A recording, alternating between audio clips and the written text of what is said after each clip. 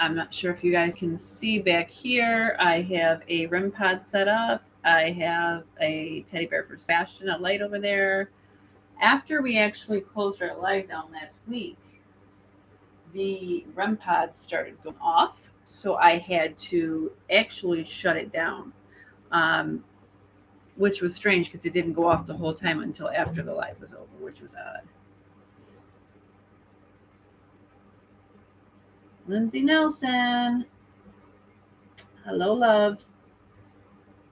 Hi, everybody. Let's get right down to business here. My hair is up. It's about 100 degrees here today. Insanely hot. Let me just look over your stuff really quick. Hello, Miss Blue Eyes. Hello, hello, hello. Miss Natasha, hi. Little Miss Sharon, hi. You timestamped that already. We already got something going on back there already. I tried to make it as, peaceful and calm as ever. So I tried to do it in that manner. If it starts going off, I'm going to shut it off because sometimes it'll just go crazy during spirit session, but the last few times it hasn't. So I'm hoping, it's even tonight.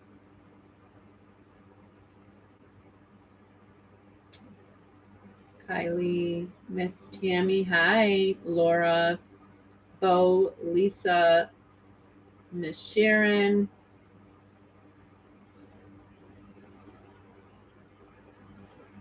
Giving everybody a Miss Lindsay. Lindsay, hi baby, how are you? It's good. It's a long time no see.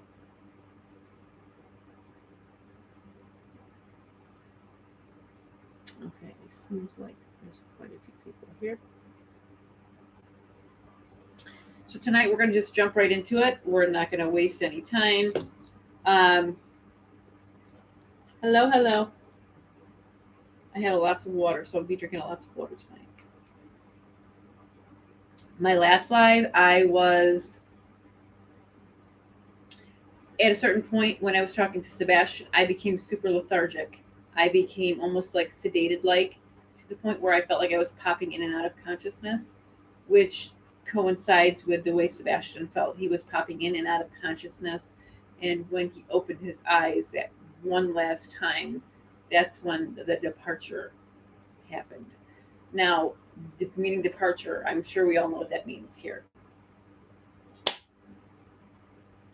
So far tonight, my purse has fallen off my little chair autumn right here. I don't know if anybody can see it too much, but yeah, it flipped upside down. This was going off insanely tonight before you guys got on. So I'm just trying to see what goes on here tonight. I did a little happy birthday video with my granddaughter today. Today's her birthday. And we tried 3 times to record, and my door just kept opening up by itself. So the third time, we just locked the door. Tonight, we're going to be going through a lot of fleeting moments with the Proudfoots and what they've said about Sebastian and, the fleeting, changing stories that they've had. Now, the one thing that this thumbnail stated was the Proudfoot's House of Horrors. And that's what we're going to be getting into tonight. We're going to be going over what they're going to be talking about in those CPS files eventually someday, and you guys will hear it on here because this is the video that I want you guys to pay attention to when those CPS reports do ever come out, if so. Remember this night, okay? I know. I hear Sebastian was killed. I know he was. Sadly, sadly.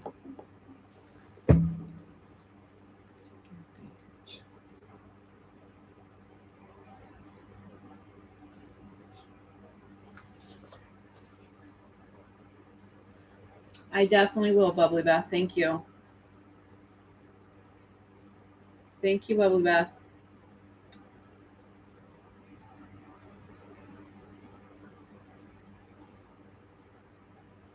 Oh yeah, and you guys got to remember they're on the live tonight, so just know that they're listening, because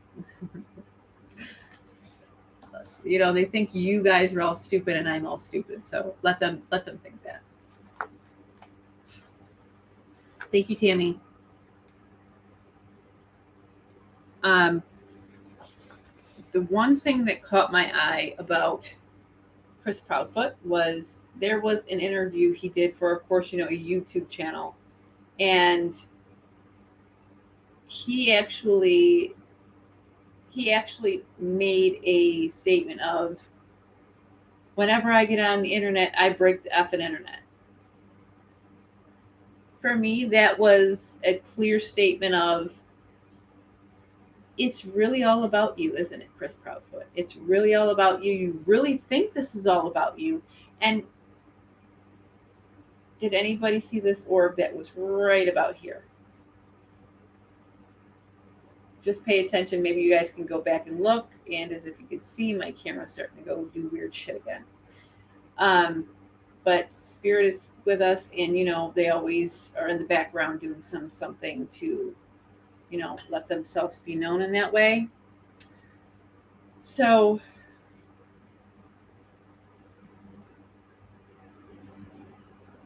thank you, everyone. So when he was speaking and I heard that, it triggered me, because not to trigger me to get me, going, but it triggered me in a way to think, wow, you really think this is all about you? You really think this is all about, thank you, Lindsay. You're the best, babe. I will show to Ducky. I put a picture up there of my those are actually my granddaughters that I posted a picture of earlier. In the video of the thumbnail, those are my 3 oldest granddaughters. And she's even spoke with Sebastian. She's seen Sebastian. And I thought it was nice that Sebastian would go to her, because Sebastian knows her demeanor. And it's been several occasions where Michael Gorley has went to her as well.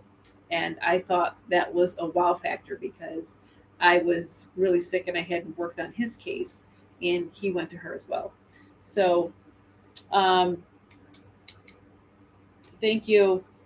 And when I heard him say this, I was very triggered by that, in a way to, oh, you really do think it is all about you. You really think that people want you on their show to hear you, know you, moron. They want you on their show because it gives them views, because they know you're an idiot.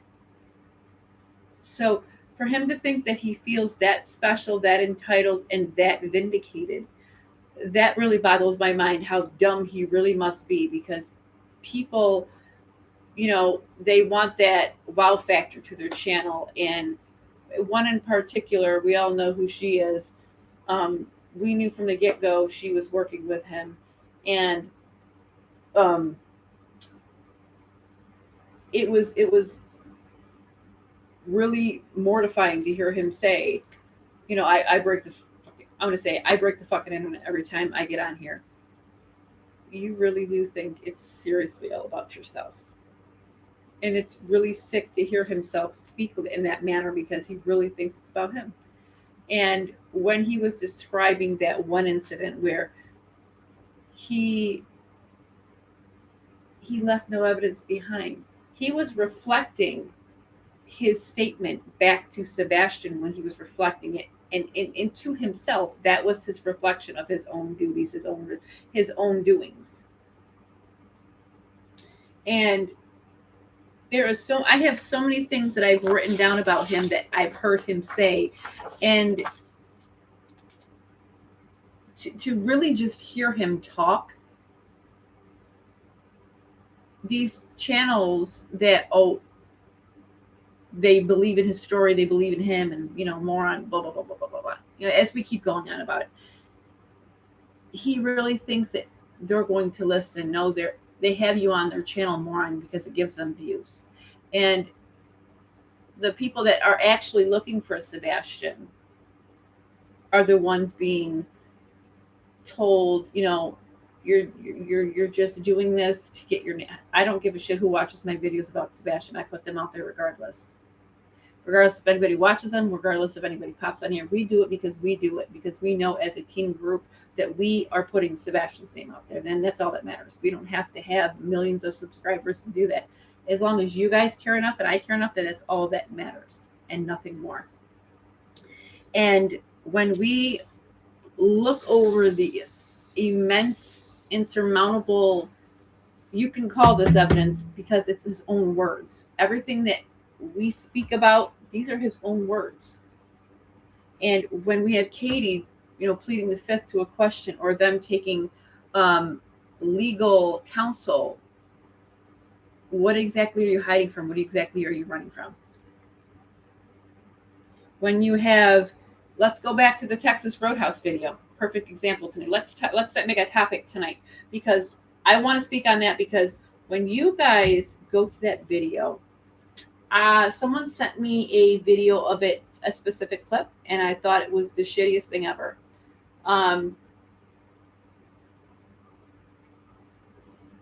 Yeah, they made all these appearances to show up and pop up and make up fake crap to be on the internet, but not one. Where's the media coverage? Because a parent of a missing child, the first thing that they're going to do when they calm down, if they can calm down, is they're going to do what? They're going to go straight to the media and beg for their child back, right? Have they done that? No. They've only been going on YouTube channels to do so, or they've been going on YouTube channels to think that they bully someone. And that's the crazy thing. Now, for the green hoodie person, that night at Texas Roadhouse, that Texas Roadhouse video only was looked into because Dog, the bounty hunter, made it a point to say, why haven't you looked at this? This is very relevant to the case. She goes up to Katie. First, she goes to the bathroom, doesn't even speak to anybody or buy anything. Then you suspiciously go outside and you stand there. And as they're coming out, if you go back to that Texas Roadhouse video, I want you to pay attention to something. Katie actually pushes Sebastian out of the way, like, get out of my way, move, like the shittiest thing I've ever seen. You really gotta, if I can find the video that someone sent me, I can actually show you where it was like just pushing a stranger out of the way, like, get out of my way. And it was the shittiest thing I have ever seen. And when she's sitting at the table, she shoots the menu right across the table at him. And now, mind you, they're only a few inches away from each other. Couldn't hand it to him because that's how she sees him. She sees him as this secondary class person that she has to give no respect to. When they interviewed, I'm going to say supposedly at this point, when they interviewed the Texas Roadhouse individual, no one can really say who she was, supposedly. How did they interview her at the date that they stated if she had priorly passed away? Ask yourself that. Yeah, he definitely does. He acts like she says a perfect thing. Kylie, as it's despicable the first year how Chris was getting off on going on channels, ringing it out loud, mouthing like he had everyone fooled, but backfired. He wanted his fame, but turned to shame. And that's the thing. He also wanted to turn he actually stated that Sebastian was able to just do all of this without any evidence.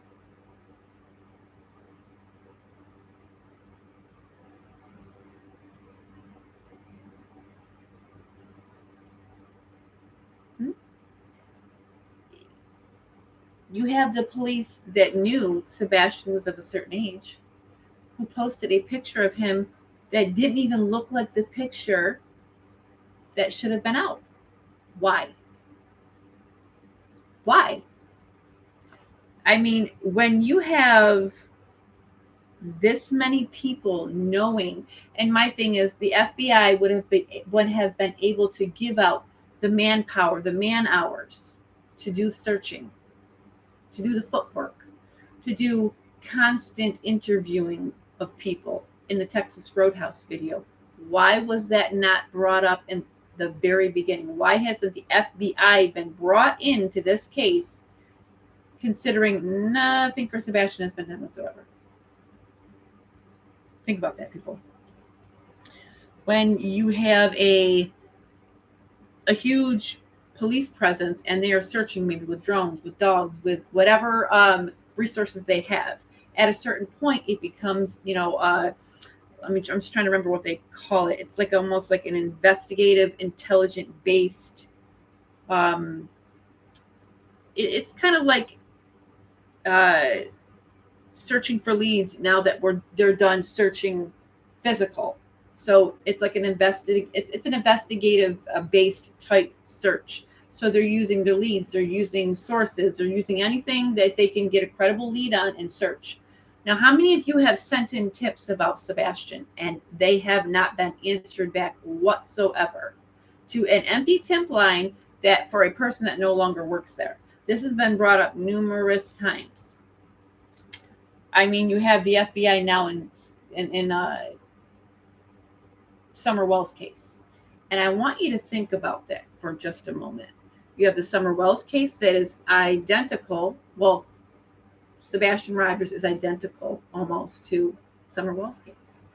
I honestly think that when Summer Wells case happened, that gave the Proudfoots the perfect opportunity to use that as a like a cheat sheet. We'll just say he disappeared. We don't know where he went. He was there one moment, gone the next. Now, here's one thing that triggered me with Katie Proudfoot. She scripted the whole, I said go to bed, Bubba. I don't know what you're doing in there, but you better just better stop doing it and go to bed. And she heard a thud. And she didn't think to go check on her child. But in the morning, if you go back to her interview, she scripted it out as to be, I panicked. I didn't see him in the bed, and I immediately went through the whole house, and I started going crazy, and I called my husband, and we called the police, and we did this, and we did this, and we did this. But why? If he was a teenager and he was just out of bed, and maybe he was in the bathroom, maybe he was in a different part of the house, what made you supposedly panic so quickly? I'm confused on that. But the night prior to, you didn't panic at all. When you were on the phone with Chris Proudfoot, supposedly, in my opinion, for almost 3 hours. But you didn't panic when you heard that thud loud enough from all the way in the other room to not make you panic. I'm kind of confused why she wouldn't panic to that and let me get up and go check my child. Because if he was on sleeping medication, well, I'm doing big air quotes tonight, guys. Let's do big air quotes in the comments, please. You didn't find it important to go check on your child that could have had a head injury from falling out of bed. Think of that question.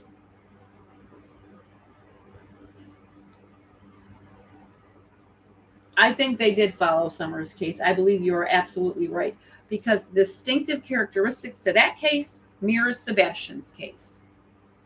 I mean, everybody calls the Wells stupid backwoods people, but look what they got away with. Look what they got away with. Think about that. You got Chris putting posts up about if a child gets away with something at a very young age, look what he's going to be as an adult. That's a little bit calling the kettle black here, buddy. You've gotten away with every single thing that you could possibly get away with, and you didn't have autism, asshole. A child with autism needs to have behavioral specialists at an early age so they're able to cope with life skills. That is not something that you can teach just a few times and they're going to grasp. That is something that they will need constant care. They will always need someone in that manner of Sebastian Rogers' characteristics of autism, just like Caleb will. Caleb is never going to just grasp something. He's always going to need a hand in life. And that's it. And I've come to understand that that's okay. I don't need to push my son out of his uncomfortable stage, because the more you push a child like that with autism, all they're going to do is break down even more. And that's what he liked to do. He liked to break down Sebastian. Everybody talks about this crap that Chris on these stations here. If you ever go listen to him, it's funny because I caught one today and people were just like, listen to him. He's really in love with himself. You don't need a criminal justice degree. You don't need a degree in forensics. You don't need a degree in becoming an FBI agent. Anybody in the right fucking mind can tell you by the way this man speaks, his behavior, his self-reflection, his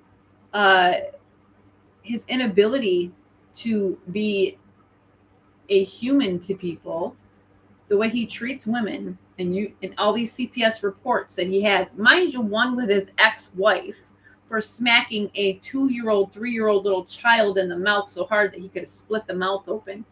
And we're not putting this together. Sebastian would have blew that whole case up out of the water. Just like Katie having an affair. I think leaving Sebastian in the middle of the night so she could go have an affair with Chris Carr in the back. That came up in our last live. So let me think about this for 1 second. How about you guys? How many times did you give him too much medicine? How many times did you mix too much medicine with too much medicine? But when Sebastian didn't want to take the medicine, who practiced in the MMA? The moves you know in MMA can kill you in just a second if you twist the neck the wrong way. Okay? And Sumner County isn't like, oh, bingo, the lights are going off. No, this is what you call a clear case of bullshit. Let's talk about something else here. The 3D scanner. Somebody sent me, I believe, the Mob Crew video where he was talking about that, and I thought, how funny is that? Why would you need a detailed 3D scanner? People, why would you need a 3D? It's to recreate the scene. Why are you recreating a scene if he was a runaway? You don't do that. Why are you recreating a scene for an Amber Alert? Anyone?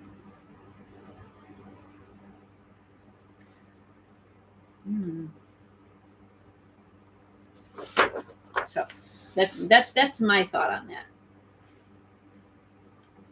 And then you have the question about the shoes. The shoes. What did we talk about the shoes in the video? Sebastian talked about the shoes in the video, right? Now, if you go back to every interview, the shoes is the kicker, the key, right? Think about that. Go back to all these videos, guys. When we talk about the shoes,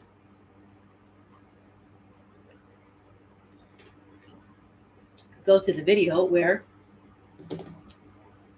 I believe it was a Fox News interview. I wrote this down because I want you to take a look at it all. I want you to, because it's an important interview, and I think this is the one that gave me a big pause, really.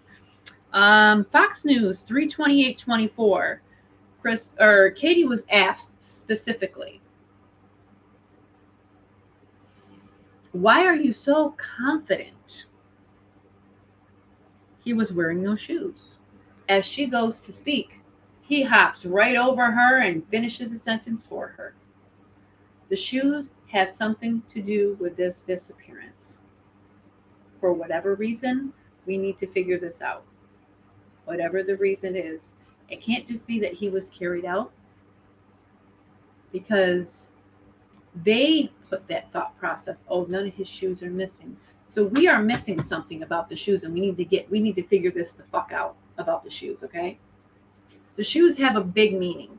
Now, when she speaks in these interviews, which is rare, and she can barely get the words out without fucking up about what she's supposed to say, because Chris will do the or he'll look over at her and kind of like nudge her with a turn of the head or the cough, or when she's overwhelmed and she can't really speak and she doesn't want to mess it up, she'll do a heavy sigh. Pay attention to her body language and his body language. Body language is everything.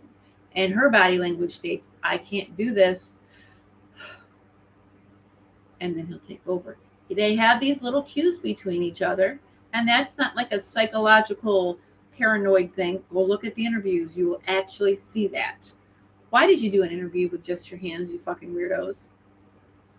And I know you're watching, so I'm going to ask you. And if you really want me to interview you and you want me to be unbiased towards you, answer the fucking questions, because you can't answer any questions, because I guarantee you Sebastian would come through and let you know some shit.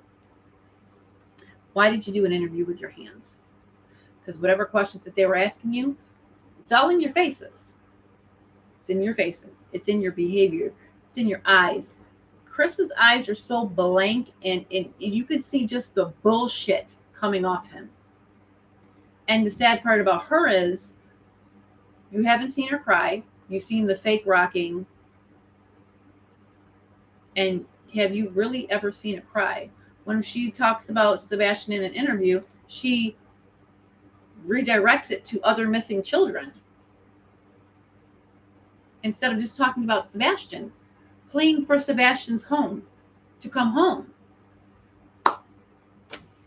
Bobby the neighbor, she stated the lights were not a garbage truck. No matter how much they put that narrative out, Bobby the neighbor stated that someone has it on camera that is not a garbage truck. The keychain that she keeps talking about, this little shitty keychain.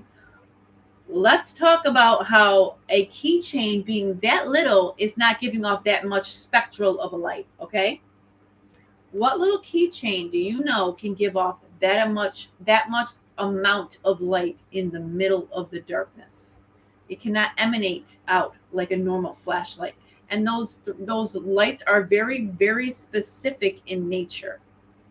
Those are either headlights here on the head, which who wears those?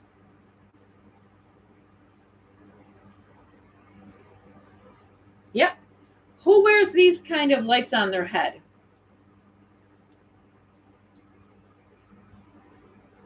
Construction workers, people that work on cranes in the middle of early hours. Bingo. Oh, let's see. Let's talk about, for 1 second, Chris's corporal punishments and how he got caught in that lie. Okay? Minors, yes. Yes, ma'am. When you go back to the Nancy Grace interview, Katie fucked this one up. This is probably why she's not allowed to talk in the interviews. Right. Yep. When she said to Katie, how long ago was it? Oh, it was several years ago. How? If it only happened recently at 15 years of age. Remember that? You're breaking the internet, all right? You're breaking the internet to look stupid. And you know what's even more odd is I really think that they're doing this stupid shit because, one, they have help from Craddock. They have help from these people here, number one. Number two, it's to keep you guys guessing, to keep you guys thinking, I honestly think that they're putting false information out there too, to keep you guys in that that motivated constant movement of, oh, did you hear what he said? He wants you guys falling on every word he has to say. But when really, if none of us talked about him, he would not feel important even a little bit. He'd actually reach out to people that aren't talking about him anymore to feel some type of way. Oh, I feel like it's been happening since they met. I'm sure it was all hunky dory when they first met, and he pretended to be this person with Sebastian. I do feel that Chris Proudfoot is a fucking pervert.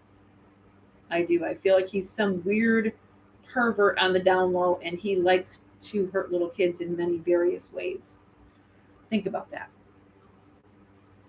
His previous relationships with his ex-wife, I believe her, maybe Nina, hitting that little child of hers in the mouth at how old, and saying that child needs to man up. You clearly have mommy issues and daddy issues when you can act like that. You can tell in some way as a child you didn't get the love from your mama.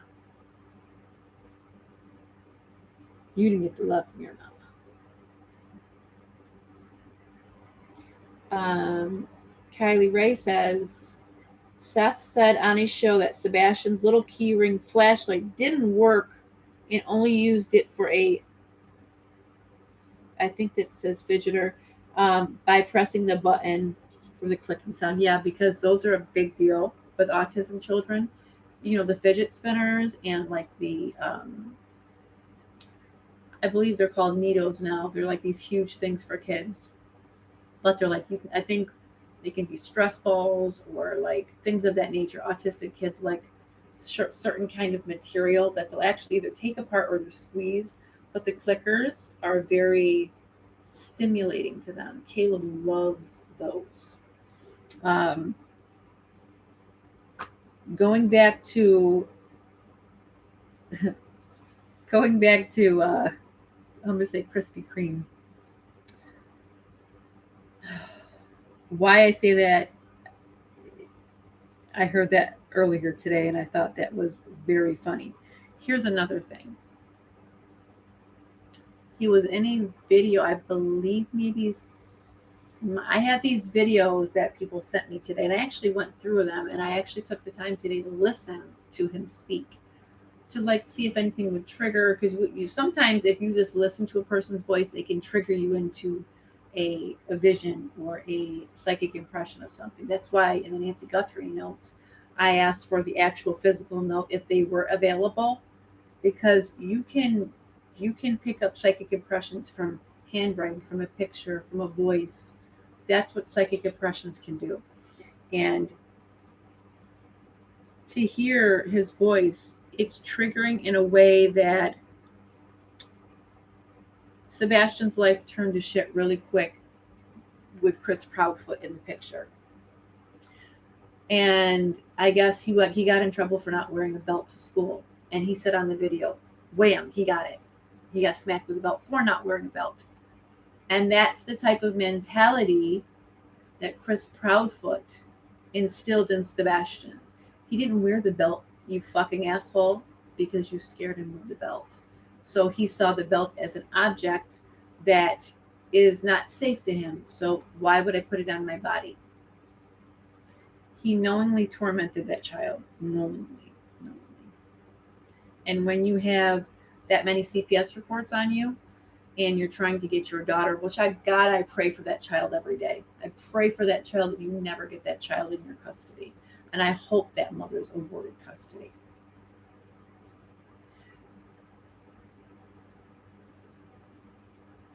Oh yeah, and you could see that he was underweight. You could see that, and that's why he probably would have needed a belt. Caleb, on the other hand, needs suspenders. He wears suspenders every day. He needs help holding his pants up because I like to say that he doesn't have much in the back area, I guess you could say in a nice way. We always tell Caleb, you got to pull your pants up, baby. You got to pull your pants up. But we have him wear suspenders, so he's not uncomfortable at all. Oh, I definitely believe you, Lisa. I believe that 1,000%. If his shoes weren't tied the right way, he probably got smacked in the back of the head or something to that nature. Anything to hurt that child, he could do to grade that child. He took it and he ran with it 1,000%. you could say military style, I guess you could say, in a manner. Smack up the back of the head, trip him down the stairs. Who knows that poor boy went through it in that house. And if you go, like I said, go back to the Texas Roadhouse video. If I can post it here in some way, I'm going to start doing lives with you guys, as in I can have I can collaborate with somebody on here. This way I can start getting more in tune with my members on here, and we can start doing more with the casework that we do. So you'll be on one screen, I'll be on one screen, that kind of thing. But um, to Chris doing what he did to Sebastian every which way, then you had Katie who started. You could start to see the unrest in her. Like he's just a problem for me. That's how she saw him, and he wasn't close with her, and you could tell that by the way he hugged his father, by the way Sebastian is coming, because I feel his presence, and I'm feeling that heaviness again. Um, if you go back to the Texas Roadhouse video, pay very close attention when they walk out. And I think they're almost right by the car. She pushes him like this. Like she moves his arm, like gets him out of the way. Move. Who does that to their child? Who throws the menu like they're a piece of crap? I'm confused. You want your son to come home, but you left your house. You're not there anymore. You went to accompany Chris, which I think is a load of shit, but that's okay. Because your times are all you guys are your days are numbered. No matter if it's now or a year from now, your days will be numbered. And then this poor woman, Nina, she has this horror story of him beating on her child. And when you can backhand a 3-year-old little boy in the mouth, you have severe issues. You have severe rage, narcissistic, abusive rage. You sought this woman out, probably to have a child with her, to take that child from her, to leave that relationship, just so you could have control even from a distance.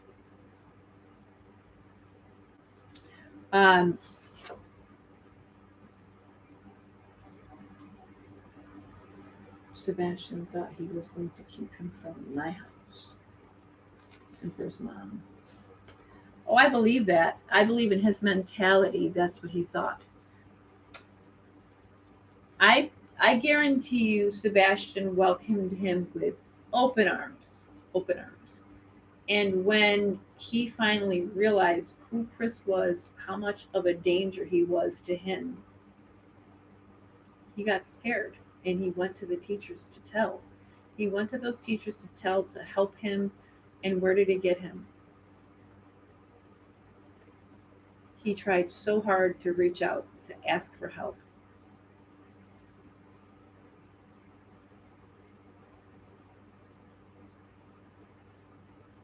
Miss Cool Molly.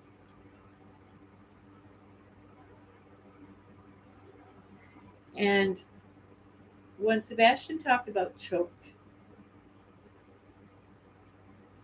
and one of you guys had sent me the picture where it looked like he had almost a bruise right around here. You could tell that was a bruise of like right in the area where, you set your arm down on. So I wonder how many times that they put him in the chokehold. I wonder. It boggles my mind. To search the landfill, let's talk about that for a minute. To search the landfill, okay? When they searched the landfill, that was when Sonny was alive. The Sheriff Sonny, correct? Can anybody coincide those dates quickly here? Because I'm asking that because it seems like Sonny was the one that did the most for Sebastian. And he knew that he went into that house and he never came back out alive.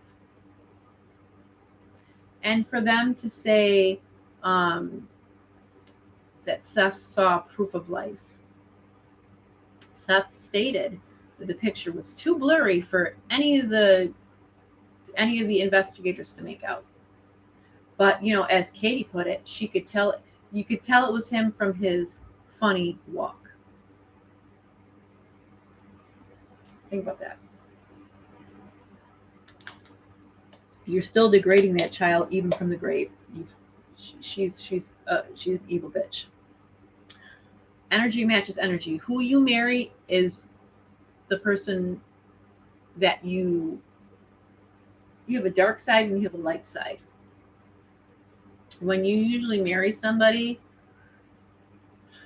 the light side usually attracts, the dark side usually attracts somebody that matches that dark energy in you. So say you come from an abusive lifestyle, right? The dark side attracts somebody that magnifies that, because that's not something you ever got through. If you didn't, you attract that back into your life until you are in the energetic form of understanding. That's something you have to work through and cut cords with. So until then, you attract somebody that way. And some people stay with somebody like that because they become bitter, mean, and cruel inside. So they want others to be angry and cruel inside. They want that. They attract that into their life, as in, yeah, they're a perfect match. And she attracted him into her life because that's who she is in the shadow self. I mean, her mother being a level 3 sex offender. Do you honestly think that she didn't do something to Katie? That's my question. And I think that in her mind, that's where she broke. And she didn't have any more kids. Why not? You can't blame Sebastian for not having any more kids because you've been married to that dope for how long? Why didn't you guys have any more kids? Why didn't you have a child with your fraction of a man? Think about that. Why didn't she have any more kids? I mean, is that my business? No. Is that our business? No. She could have not have any more kids because she might not be able to have any more kids. But the thing about that is, you couldn't stand Sebastian so much. You had a daughter with somebody else. You wanted him out of the picture. I think if when they got Sebastian out of the picture, that was when he would have tried to grow his family in that way. But he didn't tank on anybody loving Sebastian this much. None of you guys loving Sebastian this much. So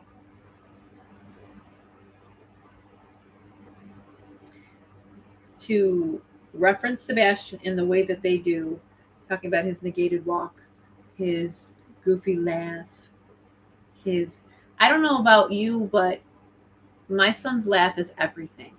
His laughter, his smile, the way he chases after his siblings when they're playing with him, everything. When I look at my son, I try not to see his autism, but what I do see is the immense amount of love we have for my son and their siblings have for him, and how much they cherish him and how much we cherish him. And you can hear it in my voice what love is for a child, for what love is for a child with autism. And then you have Katie. I don't know why he walked out that house. It's like a deer with headlights. And then Chris takes over. It's so pragmatic and it's so influenced by you. You can see it so easily, and he thinks you're all stupid. I just really don't understand how anybody in law enforcement will take it upon themselves to go after these people. I mean, we've all seen, they've shown us how connected they are that way. There was one video I saw. He was a creator. I don't remember. I want to say it was something like somebody from a YouTube channel where maybe the Laura Lodge, the I could be even saying it wrong. Um, Calls and says, "Are any of you guys friends with Chris Proudfoot?" Not me specifically. That wasn't the question that was asked of you. I hear Bobby, Bobby. Right now, I hear Bobby, Bobby. Again, refresh me who Bobby is, because there's a Bobby neighbor. There's a who else is there named Bobby? Okay, Laura says March 7th, landfill was searched. Um, when did the sheriff pass away there? The Sonny. I feel like it was that before that?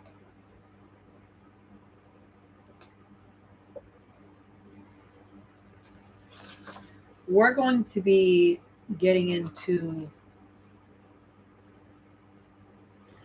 So, isn't that Tennessee Bureau of Investigation? I mean, that would make sense. Why, and if you paid attention to his videos and these interviews, law enforcement told me not to give any times out of my work schedule. Law enforcement stated I didn't have to give a polygraph, which he still has not taken till this day. I want that to ring into your ears. Katie supposedly passed one. Did she take an independent one from an independent polygraph specialist, or did they take one from the FBI?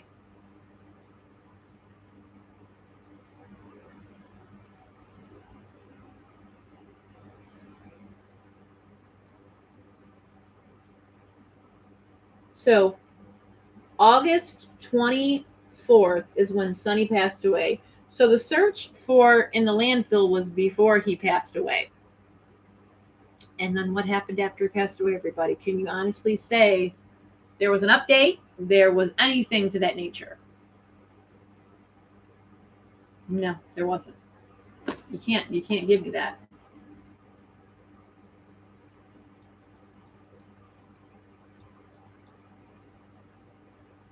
No one can say. And okay, the Laura Lodge, Aiden.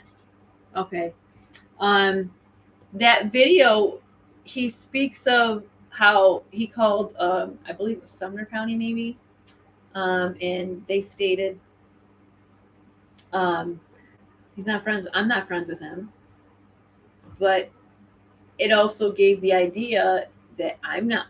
I'm not friends with him. I don't. There was the background that he was friends with somebody there, and then when I hear Bobby here is a Bobby Simmons. If you guys can verify that, his name comes up.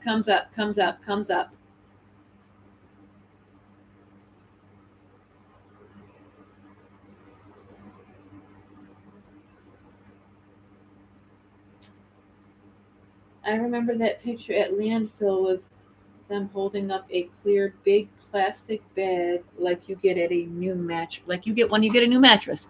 Makes sense. Makes sense. Um, why and wasn't there talks about I think on one of the lives we just did, we talked about a person who actually found some sort of mattress by, I want to say, Warshams or something like that. Chris is on here. Oh, hi, Chris. I hear Chris. Wave hi, everyone. Hey.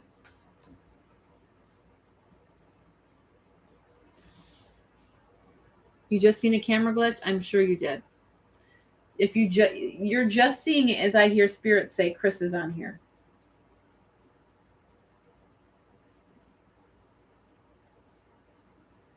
You all have my permission to give the middle finger right now. You have my permission. There is no do you guys give them hell.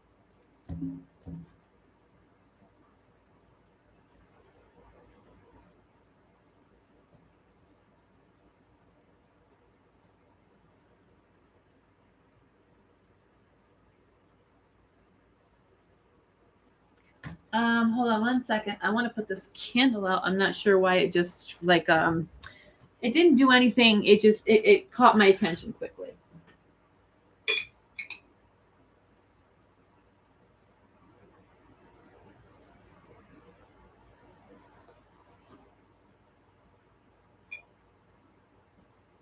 I have you guys can see me from one angle on my other camera phone here, and the other one is only seeing me come out of view, and then but my other live view will see me. That I have several altars in my space here. This is my main altar. I have an altar over here. I have my ancestral altar over here. I have an altar on top of my bookcase. So I work with many different deities.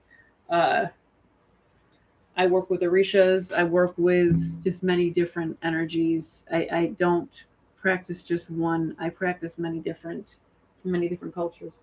Hello. Apparently, a mattress was seen outside up against the wall the next day or so. I believe it. Something came up in our live about that, so that's like a validation there. Anything they could say or do to insult and belittle Sebastian they've done, they just kept the goofy cartoon character about his teeth. Or let's talk about him making skits about Seth. I mean, it's clear as day that you don't like Sebastian. It's clear as day that, and what kicks my ass about that, I'm not gonna lie. I'm not gonna say that it doesn't bother me. You, Katie Proudfoot, as a mother, knew he was hurting your child, and you let him. You let him hurt your child. I just don't understand how you ever could do that as a mother. Because no one's allowed to put their hands on Caleb in my house. There's no corporal punishment here. Because autistic children, number one, don't they're not able to learn that way. But you in your mind, your little pathetic little mind assumed that you could just keep hurting a child. And you made sure he disappeared so you could try to get your daughter, and you don't lose your daughter in a case from a whole nother state. You have connections to California, you have connections to Texas, you have connections to North Carolina, you have connections to Virginia, Chesapeake, to be honestly, if you want me to put it out there, to Chesapeake, place in Chesapeake, Virginia. You've got quite a few ties to quite a few places, Proudfoots. See, I've been doing a little digging myself. Why do you think I went to Virginia? And you know it. See, I can be sneaky too.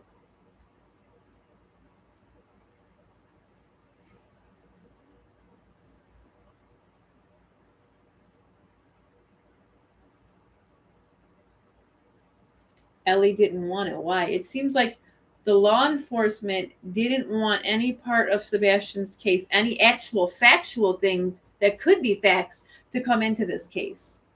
And Bobby Sims, why aren't you stepping up? If you don't want people thinking you're not favoring Chris Proudfoot, you as a person need to be brought in for interrogation.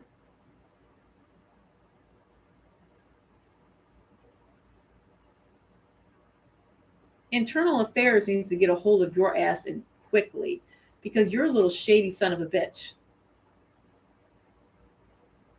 Ivy needs to get your ass in an office and make you, under oath, state that you are not helping the Proudfoots in any single way.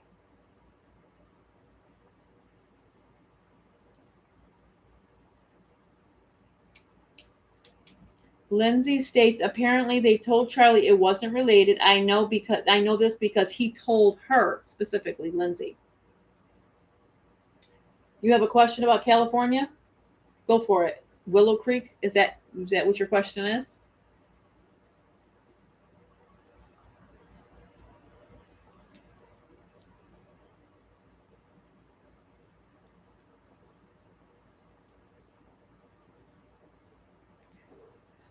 Um, one second. ties to canyon. I want to say either ridge or road. Can you guys look what that means? Can you tell me what that is?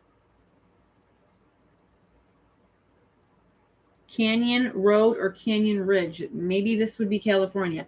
And you know what's funny? You know what triggered me to think about California is a song kept replaying in my head the other day, and I thought it had to do with Nancy Guthrie, but I started to think, no, this has to be Sebastian. If I come across the song again, and that's how I know Spirit is working in that way, because I'll have it there for a minute and it'll be gone the next. That's how I know that Spirit implementing itself into my psychic, my thought process. Yes, Willow Creek, or yes to Canyon Road or Canyon Ridge.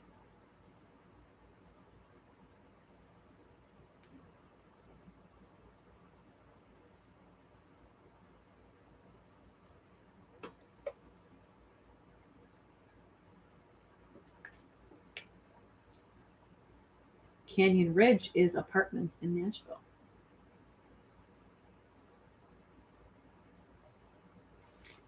See, it's kind of like that, but it's not that song. If you guys give me a moment, I can think of it and it'll probably come to me.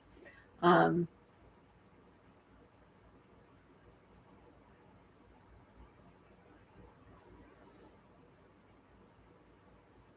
Maybe it has the word Arizona in it too. That's why I thought it was connected to Nancy Guthrie.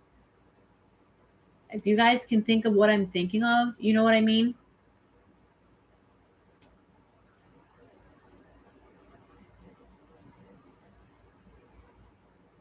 It'll come to me. Spirit, if you can help me with that song, I'd really appreciate it. I can't remember it offhand, but if you can help me remember, I would really appreciate it. I heard Canyon. Canyon. Canyon Ridge. Did I say canyon, or guys, or cannon? How many of you guys heard me say cannon? How many of you heard me say canyon?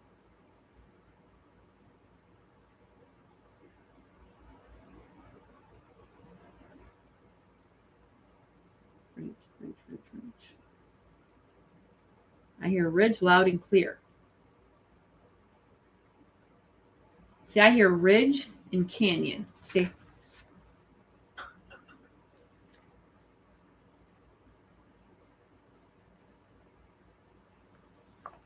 What the hell was that?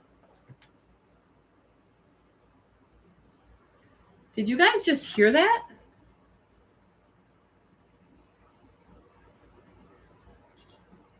It was almost like a knock or something.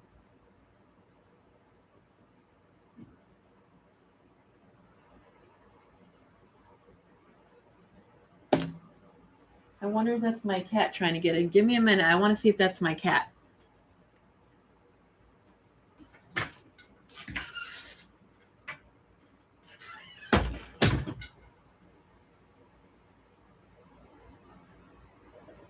I wonder if I'll try to come through the window.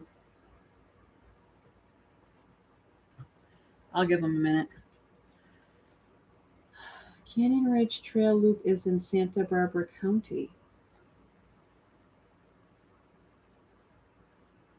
Where Kathy lives has all thick land behind it.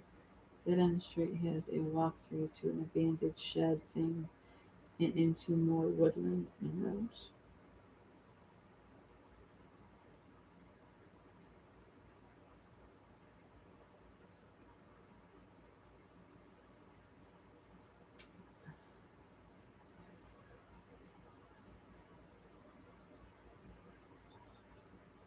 If they did that, if they placed him in a sanitarium or something,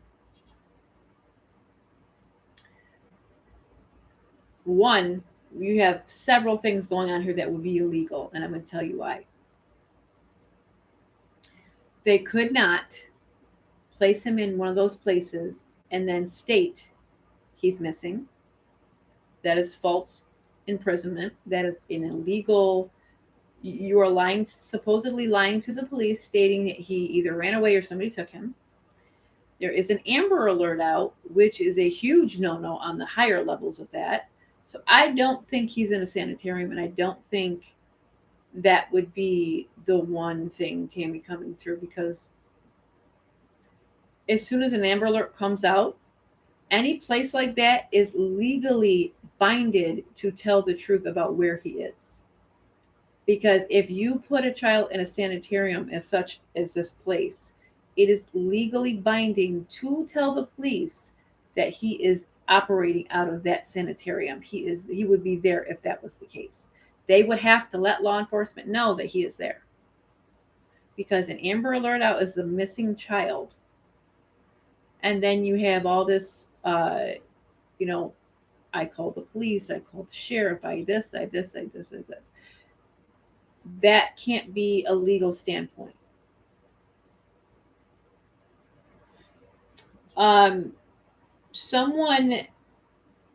Someone sent me that, and for that,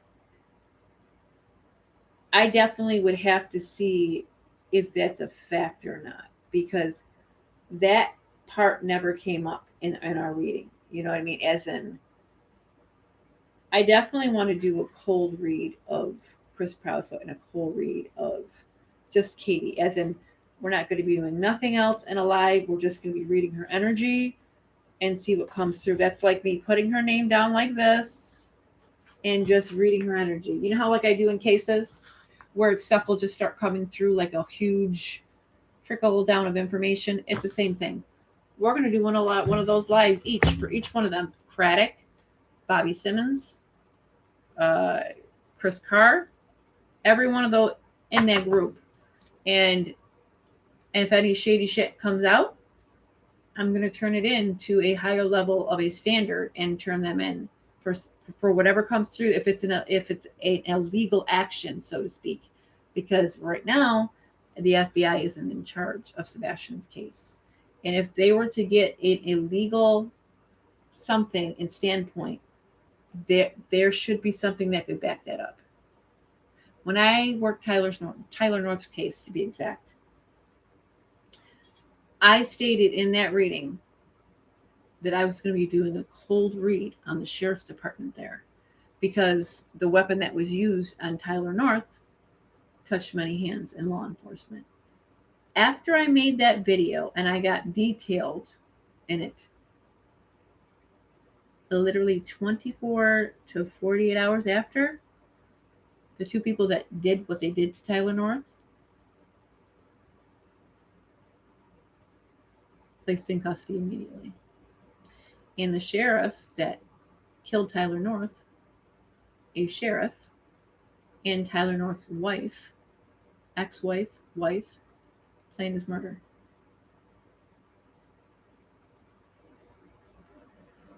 Yep. Huge.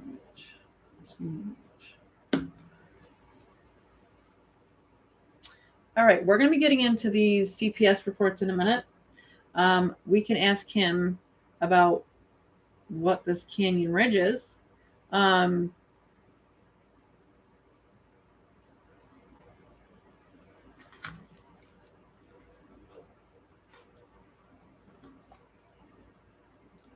Katie and Chris are on here. That's okay. That's why my numbers keep dropping and going up and going down, because they're popping in and popping out. That's okay. They can watch. Let Chris watch in his tidy whities and his long white socks, the weirdo. That's fine by me.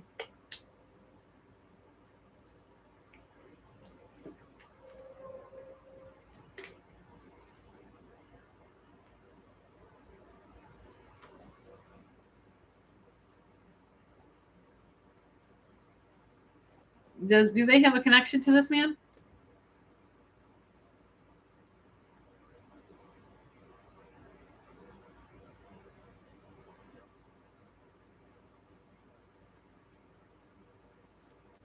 I'm going to look into that.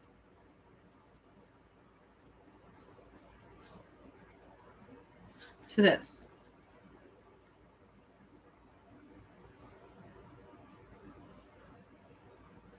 Okay.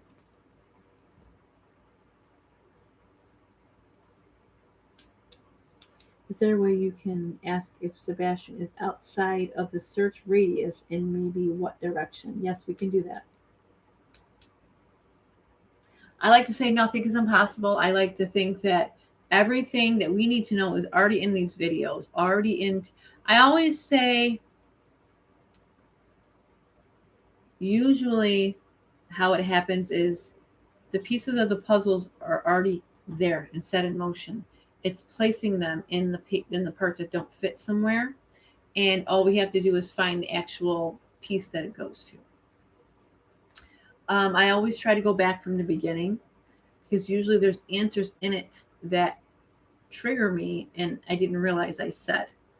When automatic writing happens, and that's when a spirit is having you write, and maybe you might not even know it because it's channeling and you have no idea. I usually try to go back to my notes or maybe something I've said. But let me write that question down so I don't want to pass that question.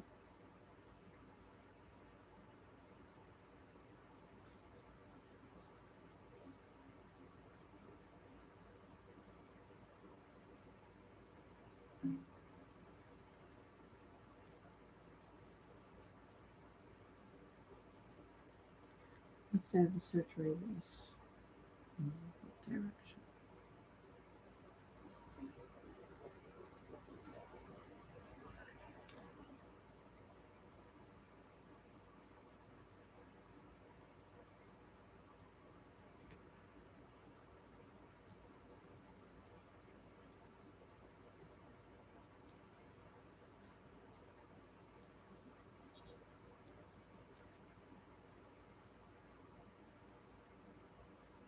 Just check on YouTube.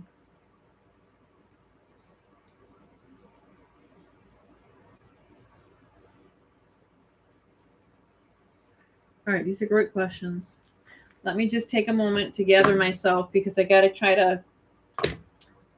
When Sebastian came to me the last time, I don't know if you guys noticed, but I was super out of it. And I felt so bad because I was like kind of like going in and out.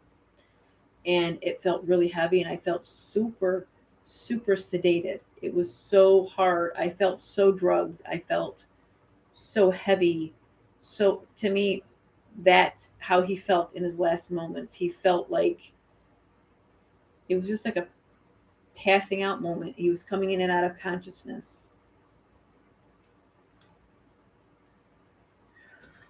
Let's see. Yes, Tammy, I felt so strange. It was, and after Sebastian's departure of his energy, I started to perk up. It was very strange how I felt that because I had felt that a few other times with him, but the last time it was so freaking strong. It just felt so unnatural.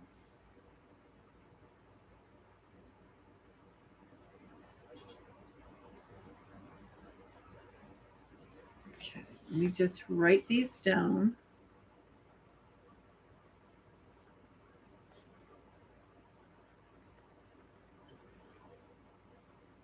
Apparently works with wood. Oh, that was the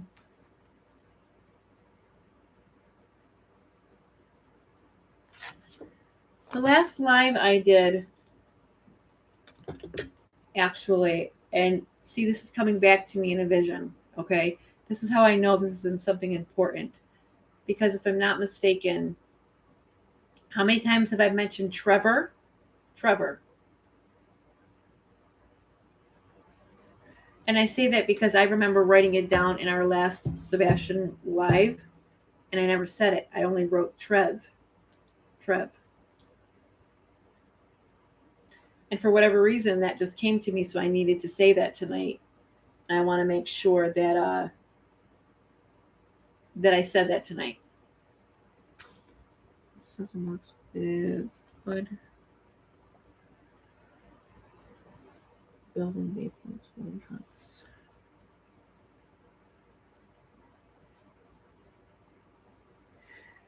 Now think about this also, guys. If you guys ever remember me saying the red Jeep in this case, the red Jeep, the red Jeep. How many kids say they remember that?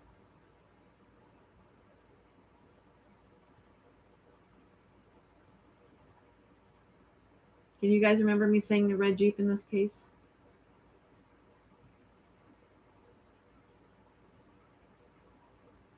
Yes, Trev. Okay, the red Jeep, right, Tammy?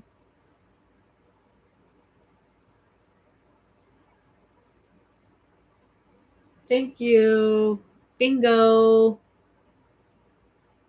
And it also has a basement, by the way, his property.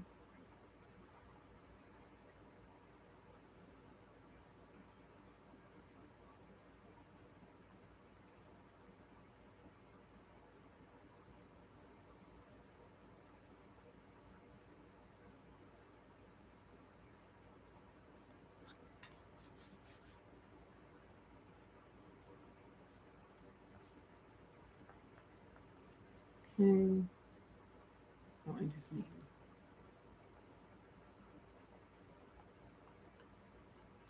Why don't we look up Trevor? Trev. Don't know if that's his name, but I needed to mention that for whatever reason tonight.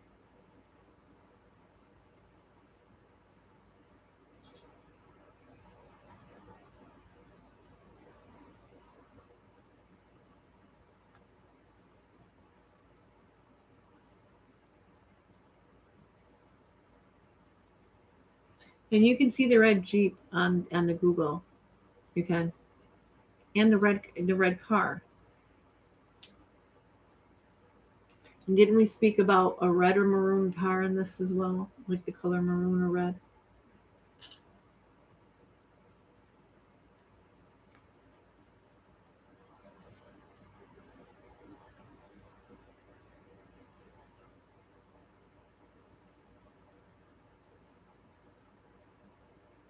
Trying to write down your questions quick, guys.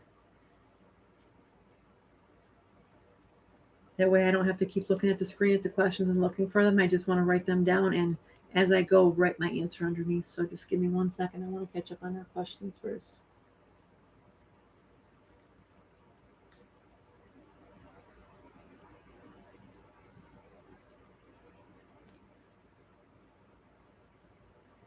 And then you have Danny Guy's son, maybe it has to be his son or relation to him. He's a violent little son of a bitch. He is a child predator and a half. Did you guys see this guy?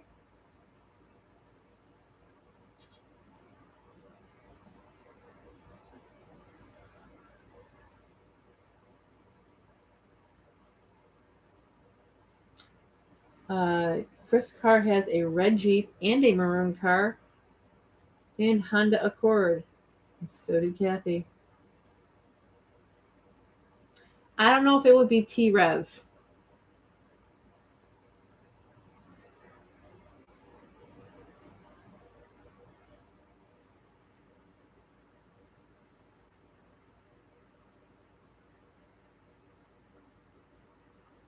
I don't know if you guys can hear that in the background, but I definitely can hear it. Okay. All right, so I have a few questions for you guys that you want me to answer in spirit. So give me a second. Okay, I wrote that one down. I wrote that one down. Yeah, I wasn't scared about that. I was having a very hard time functioning, Tammy, because I felt it. I felt the sedatedness to it. I felt like I had taken a drug. It was so heavy on my body. I felt so, but I knew I had to keep going because it was for him, and I knew it was something that I needed to do right away. Um, I needed to try to work that out of my energy field, but it wouldn't happen. And I think that's why also Sebastian left because he knew that I was feeling that. And as you guys see, as he left, I perked up in towards the end.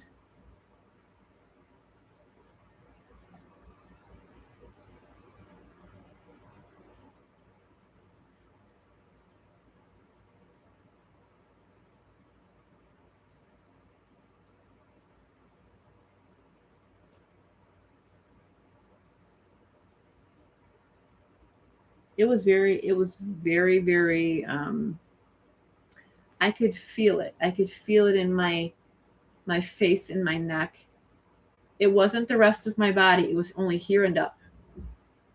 And it just felt very odd. I felt super, at one point, I honestly felt like I closed my eyes and went to sleep and woke up.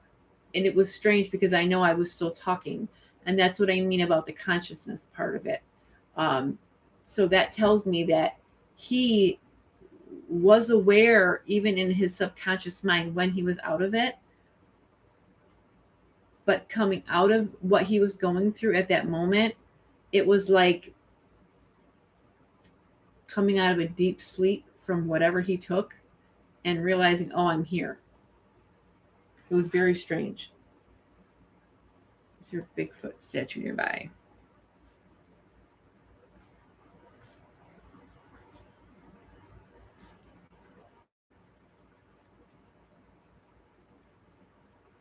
Which one are we talking about? Are we talking about CP or are we talking about Chris Carr?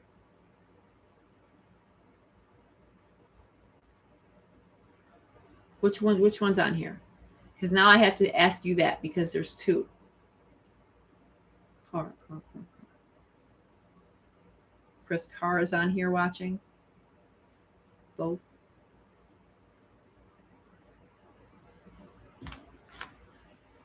And Sebastian. He's talking about Sebastian. All right, let's get some of these questions banged out. Let's talk about the CPS reports. Let's talk about what eventually. I mean, I have to say it's very odd that Seth has not seen those CPS reports.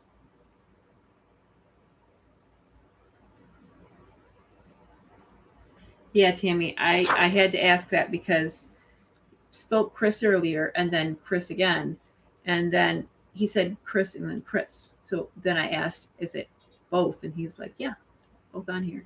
And it's funny because just a minute ago there was like 37 and it dropped off by 5. And then it went back up and then it went back down. And then here we are again. Melissa's husband's name is Brian. Oh, their ears must be on fucking fire right now.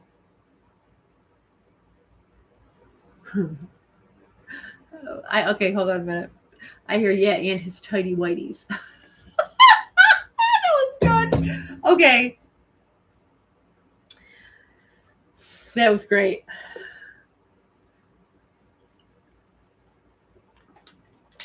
Spirit's being very funny tonight. They're cracking jokes on Chris Proudfoot here.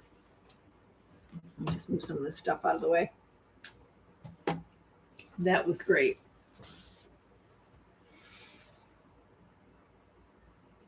Probably. Okay. I'm going to ask this one first because the Canyon Ridge came up very quickly and very clearly. I only needed to hear it once, and usually I have to. Give me 1 second.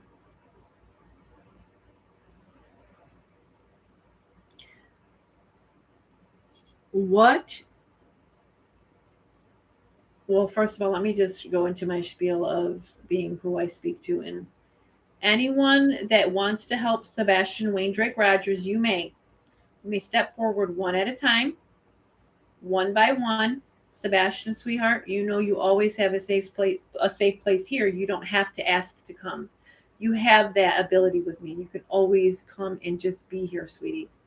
Now, I need to have my protective shield up some just because the energy fields are high and I want to make sure that I'm not drained quickly. So this is why I say one at a time because multiple energies will drain me super fast. So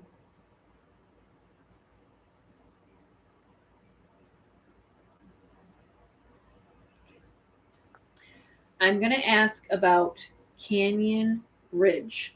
What does that have to do with Sebastian Wayne Drake Rogers?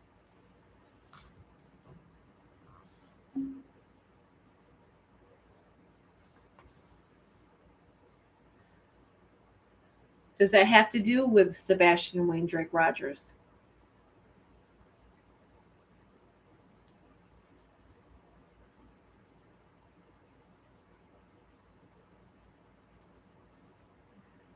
Um, I hear no. I mean, so basically that's telling me he wouldn't be there, but I'm also being told the word fall.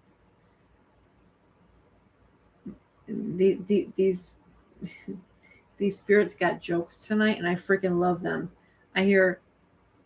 I'm gonna laugh, guys. So I'm hearing because not everything is love and light on the other side. When they don't like a person, they will let you know. No, crispy. So this is what I hear. No, crispy. Crispy is the connection to this area, and then I hear the word tie, like ties to the area, to this canyon ridge. Canyon ridge. And then I heard also the word pair, like pair or pair to more than one.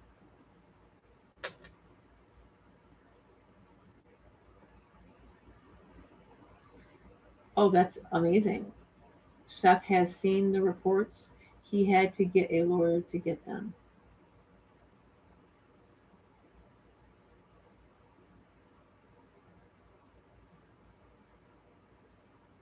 Oh, so there, I see what you were saying earlier. Willow Creek is a luxury real estate home in Canyon Ridge Preserve, California. That's why they're saying it doesn't have to do with Sebastian, it has to do with these group of nobodies.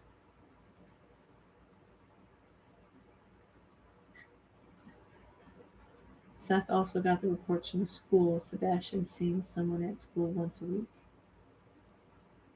That's probably like a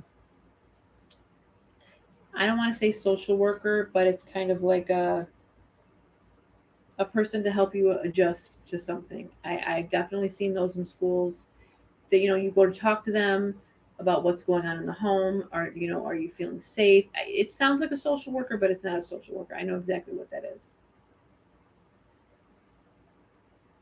But Seth can't share that info. Well, I definitely hope that he now sees what Sebastian was saying all along.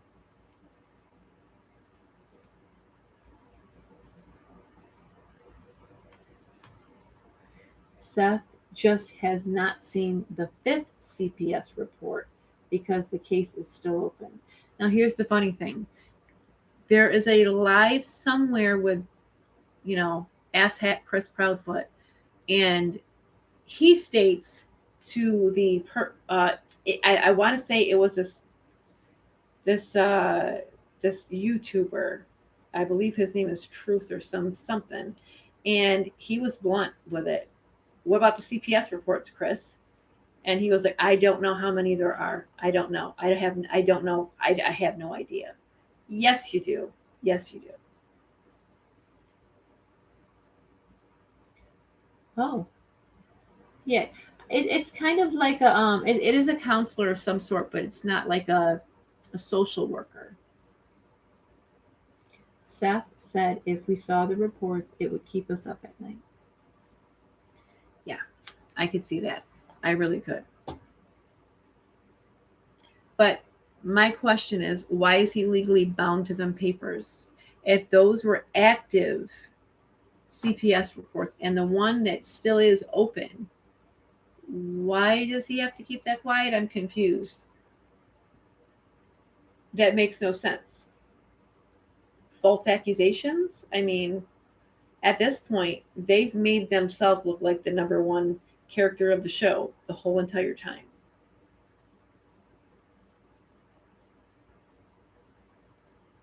Yep, he said they shouldn't be allowed around children.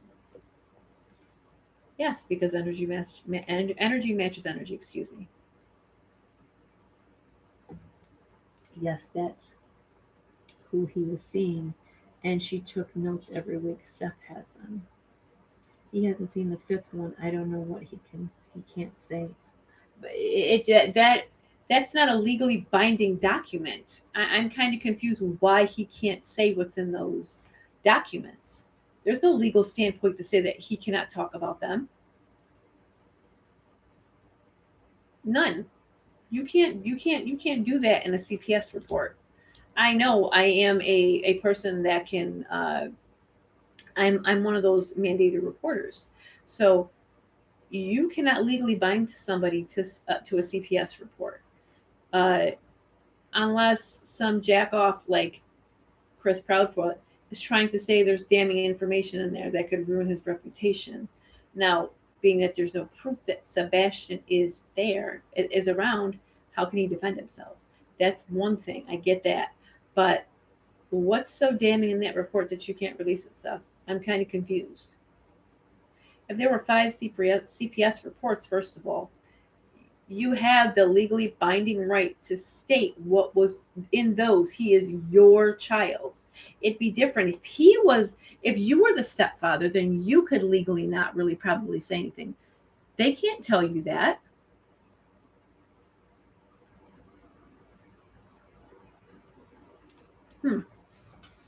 Okay, next question. Is he outside of the search radius, and what direction, if so?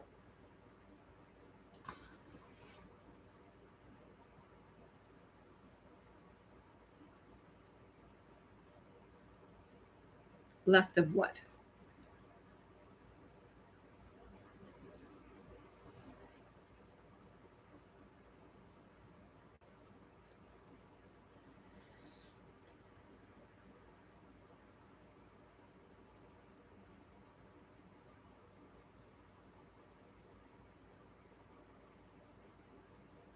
I'm gonna ask that, Tammy, because I'm not gonna damn the father because Sebastian loves him. I'm not gonna call out the father that has maybe probably done nothing wrong, but Sebastian loves him. Sebastian loves him. So that tells me enough because autistic children do not love people that hurt them.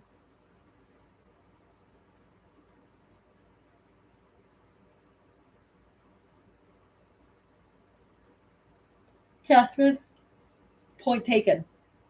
Um,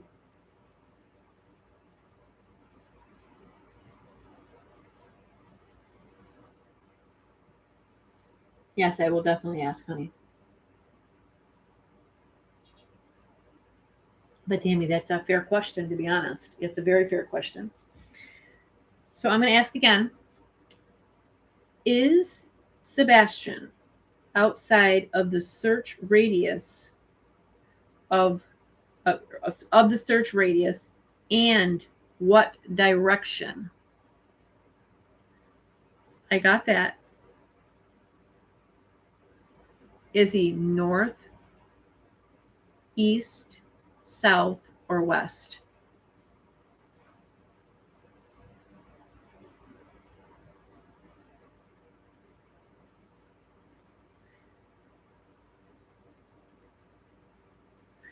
Okay, so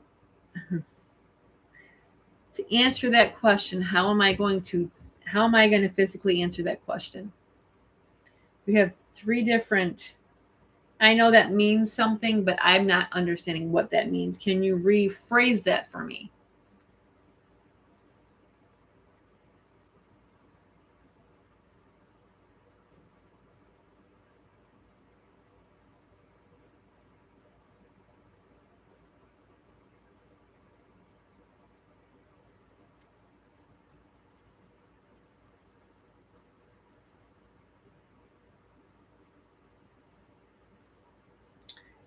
Give me 1 second, everybody. I gotta think my cat's calling to come in, and I don't leave him outside. If he wants to come in, I let him come in. Okay.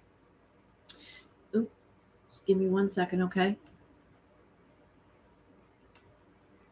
Give me 1 second. Okay, be right back.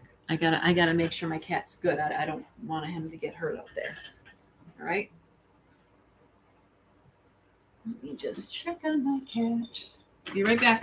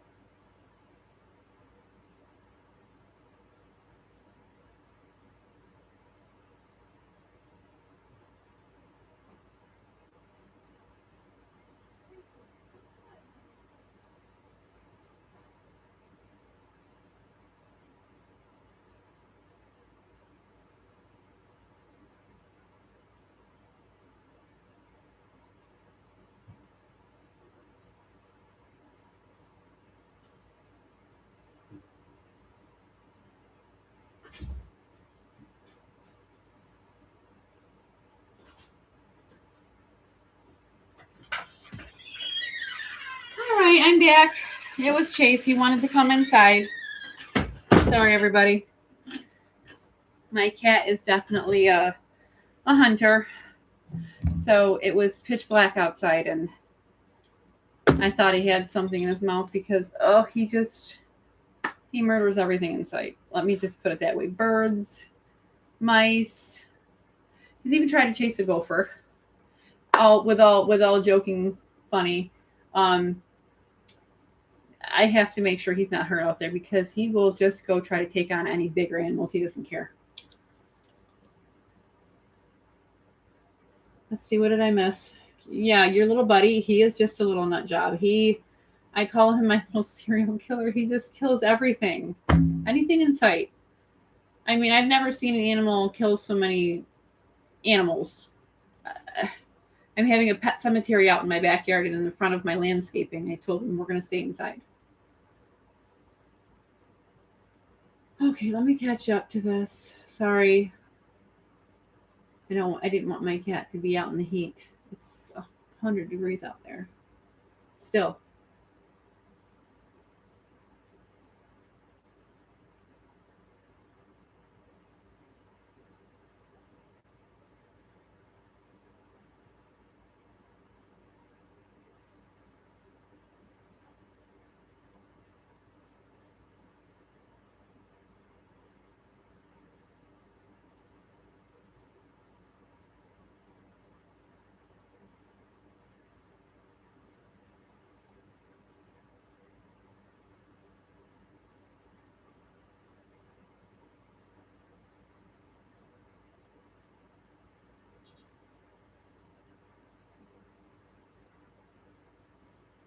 Chase is so crazy.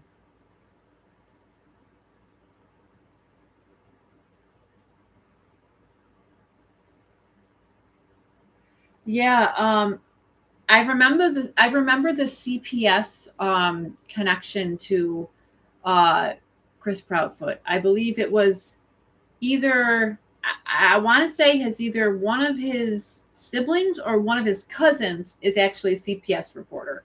So that's where the hush hush comes in.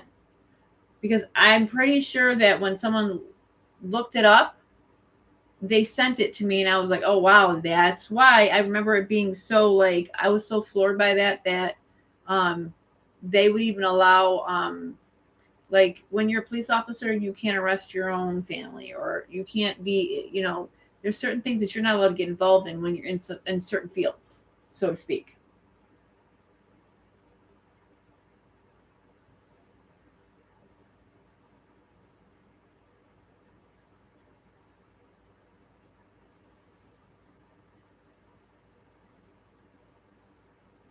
Yeah. Yeah. And that's the kind of little trigger you guys got to pay attention to. That spirit giving you little hints to things. So let me get back to these questions, though. I don't want to digress here because the point of me is getting down to the bottom of the sea. Now, what we're going to talk about, just the CPS reports in general. I will ask Sebastian. You guys can ask Sebastian questions. Just remember, he is in the thought process of he's being stuck here. So try to keep your questions to a minimal of, try not to make them so graphic, so to speak. Okay. Let's get back to these questions. So I need to get back to this one question that I asked prior to a minute ago because I got 3 different directions, which just doesn't make any sense to me. I got west, north, and south. And I feel like that's not something that's possible unless they scattered things of his in the west, the north, and the south. You know what I'm saying? I can't, if I'm not mistaken, wasn't there a time somebody said that they were going to Canada or something? Okay, so let me ask this again. For the radius of where Sebastian is, okay, let's talk about the radius of where Sebastian is. What's around Sebastian? That's again. Where is that?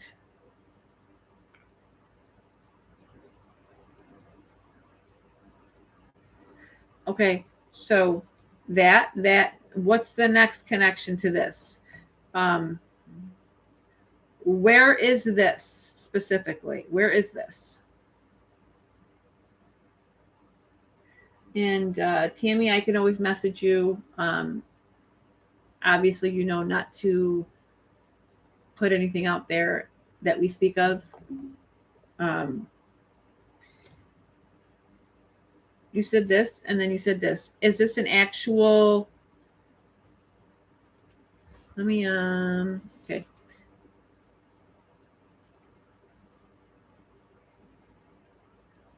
Okay. Um, where is this, Sebastian? I understand. I understand. You said that twice now. Where is that then? How about we ask where is this? I just put a little arrow to it. Where is that?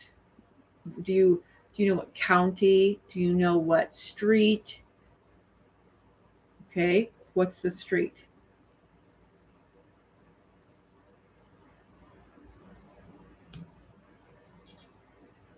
Um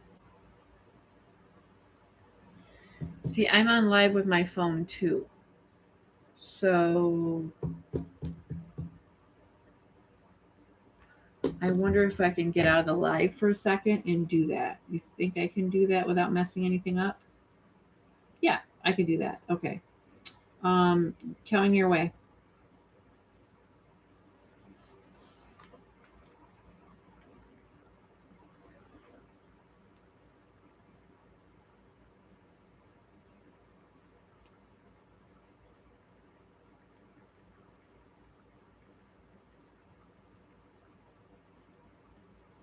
Pay attention, Tammy. It's coming your way now.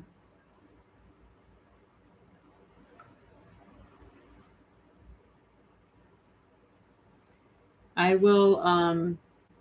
I will also look back at it in just a moment. Okay. But I sent you that. When you can get back to me on that, what that means, I'm gonna ask the next question.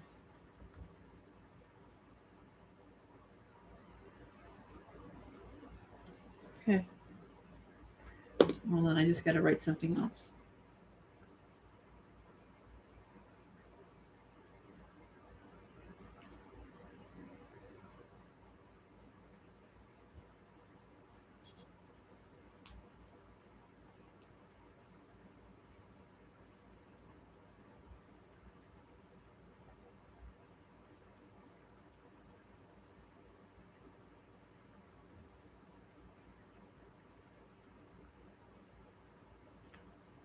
Sorry, guys. We got to be careful. We got these ass hats on here.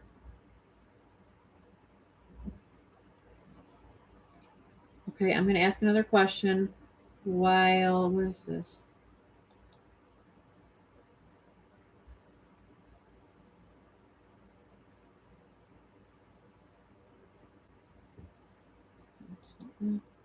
Okay. All right. I think for the question, honey, that you had me ask about the direction and the radius, what I did is I reworded it some, and I got a few answers back, and I got someone looking into that. You don't want to say it out loud here, just to be safe. I think that's why they pop up on here, so they think we're going to name out names and stupid shit like that. Does Craddock live on Kellen Road?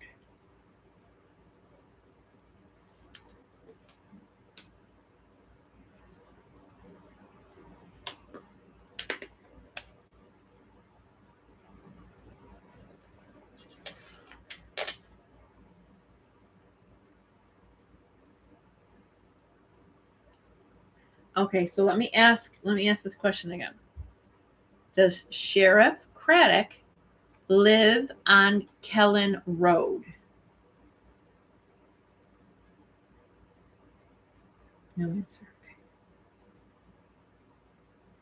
Usually, no answer is a no for me. If they don't answer back, that's usually a no. If it's a yes, they'll subject me to a different vision or a different symbol. I'm going to ask this a different way, though. Did Sheriff Craddock live on Kellen Road?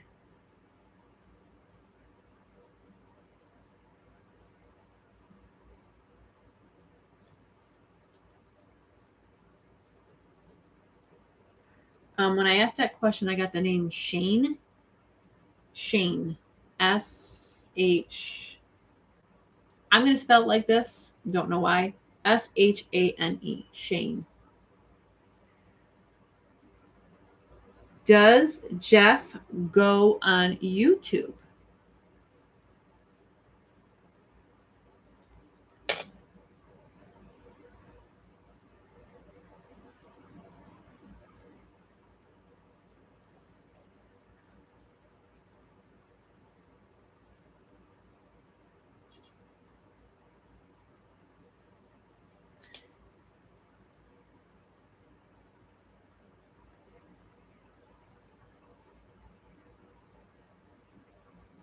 Tammy, when you've completed anything that you're looking for, let me know, okay? Just put it in the inbox here that you either got something or you don't.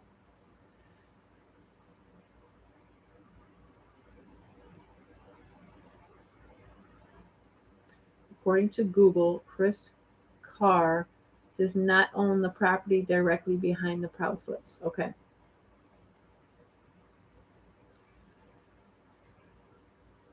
So when I asked the question about Craddock, I got the name Shane. Shane.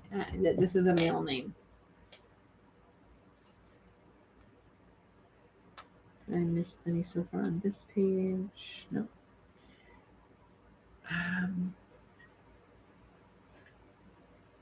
There was a question that I asked about Katie and Chris, but there's a name that came up which I thought was very odd. I'm not sure what the connection would be to that.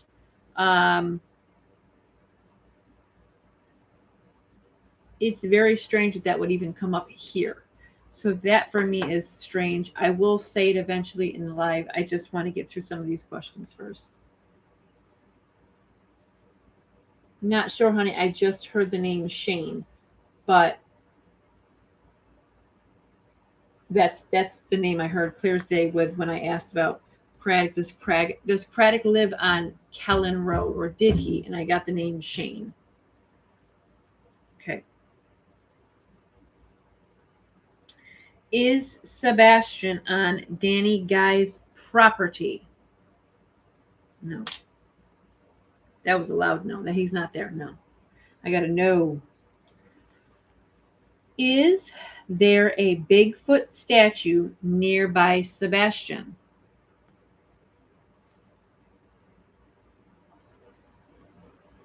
That's a no, but to Tammy's question that she asked me, I put it in the messenger for her.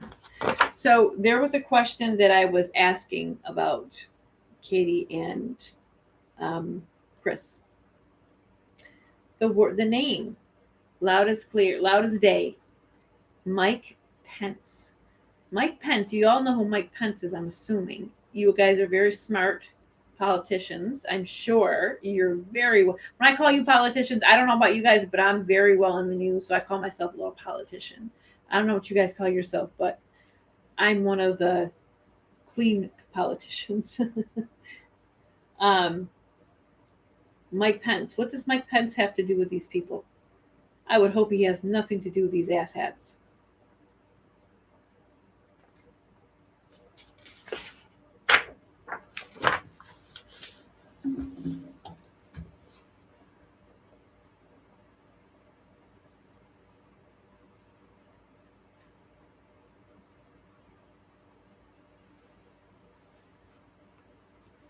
Okay, so I mean, I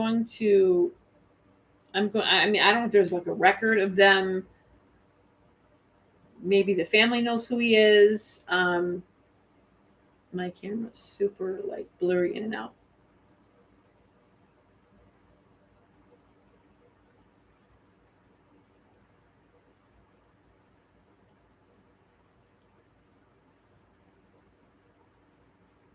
The REM pod hasn't went off not one time tonight. It was going off in my bedroom oddly. I don't know why. Um,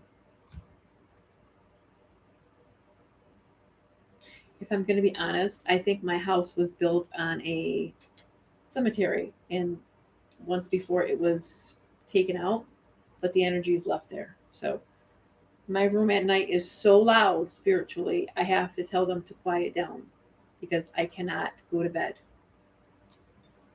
Okay, so Sebastian, sweetie, I would like to ask you a few questions. These are going to be some hard questions, okay? Now, we're going to be, I don't want to be demanding.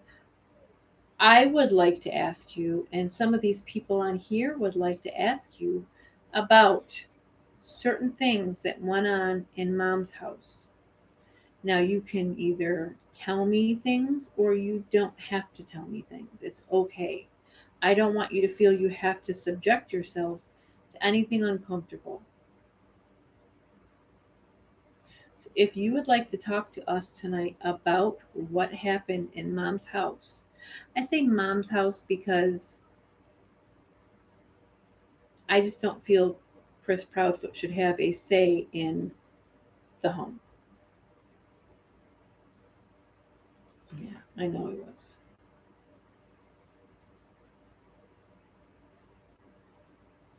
Called Chris a mean jerk.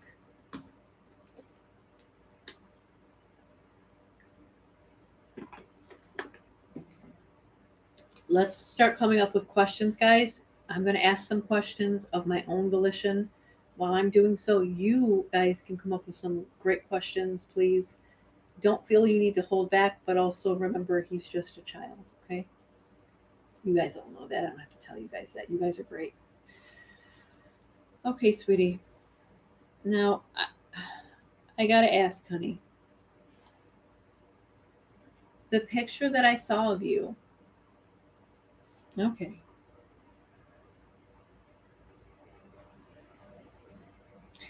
immediately, immediately.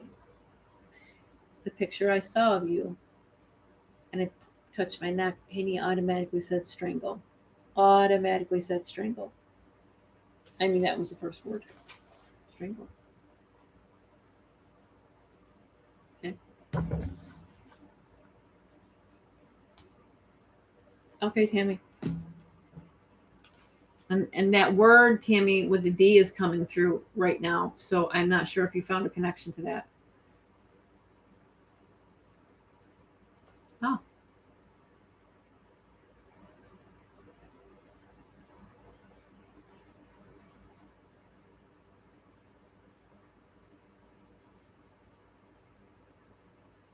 Well, before I opened your message, I heard the word. And it seems like you found a little something that is, in between of it all. And the word that is after the B word, that actually came up on the live. I have it written down in my last live paperwork.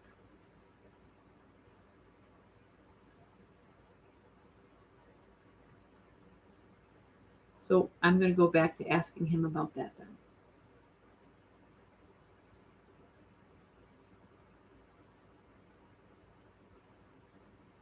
Okay, I'll wait for you to message me on here so I don't pay attention to the screen too much. So we can do that, okay?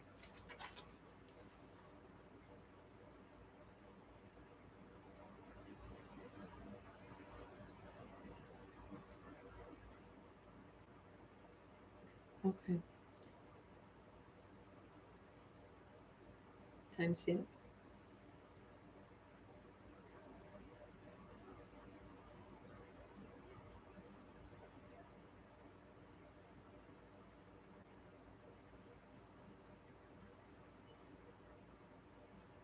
Can you guys hear that?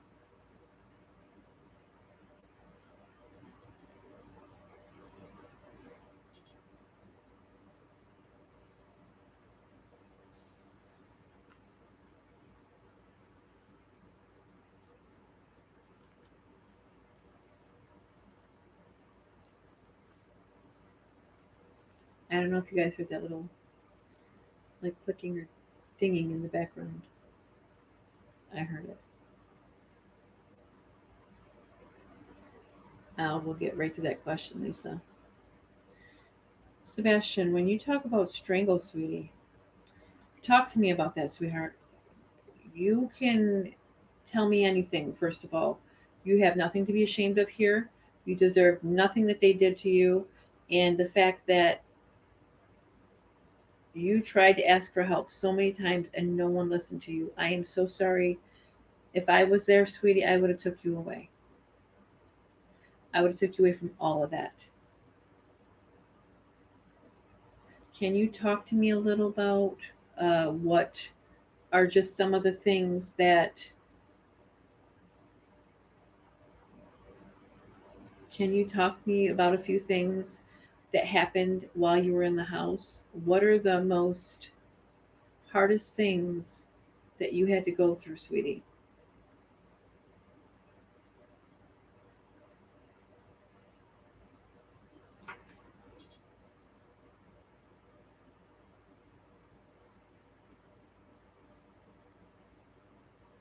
You wanted to eat. What does that mean, sweetie? Did they restrict food from you? Did they stop you from eating?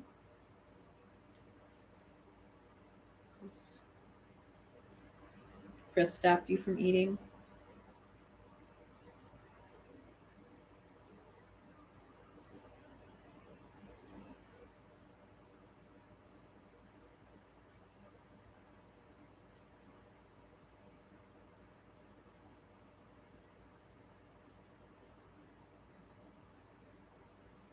Remember, honey, anything you say here, I want you to look at it as a form of empowerment because here you get to say what happened in that house, and no one can make you stop talking. No one can bully you here. No one can make you feel scared here. No one can hurt your feelings here. No, Chris cannot make you stop talking. Mom cannot make you stop talking. Anything that you want to say that happened in that house tonight, you just tell us. We want to know what was in those reports that you told your teachers. And it's okay because I want you to tell us. We will listen to you. What happened in that house, sweetheart?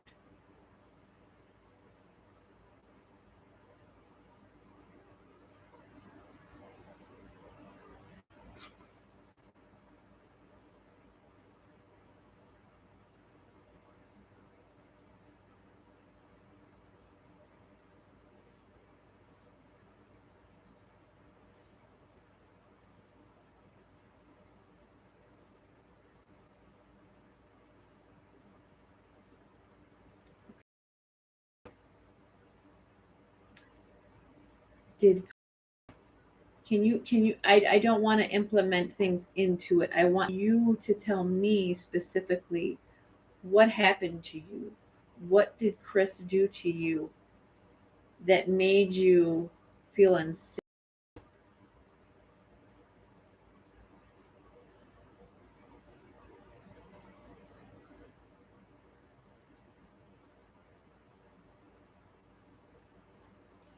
He was always scared.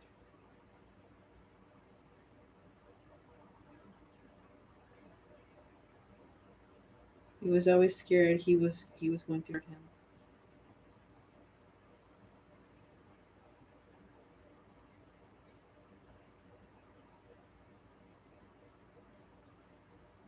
Is there a time that when Chris hurt you a lot and you tried to tell somebody and nobody would listen? What are if you can tell me what are some of the things that he would do, honey?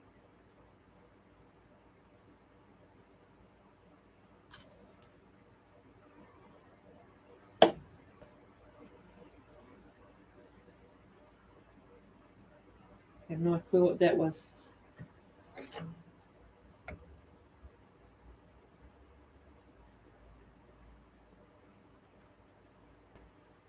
You guys are checking out this.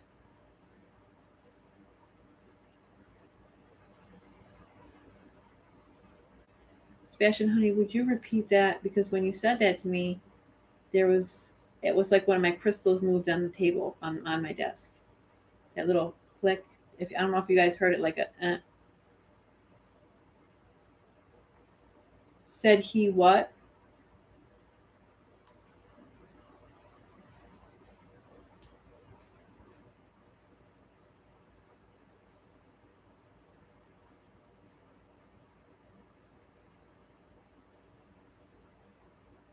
No, Sebastian, you were not something like that.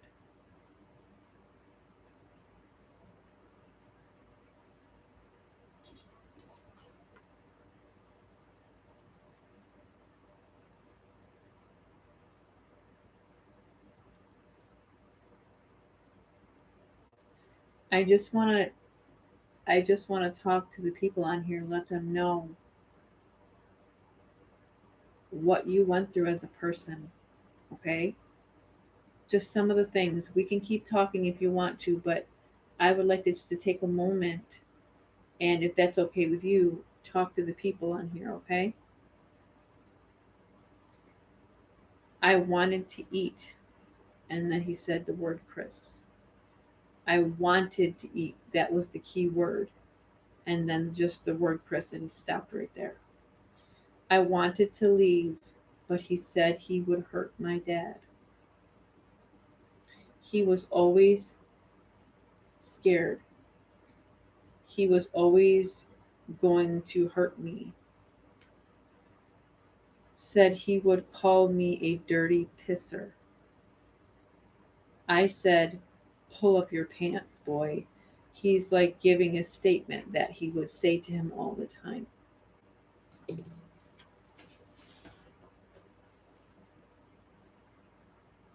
And he's reiterating the words that Chris would say to him and, constant awful demeanors to him. I want to ask you something, Sebastian. I remember we talked about this before. Um,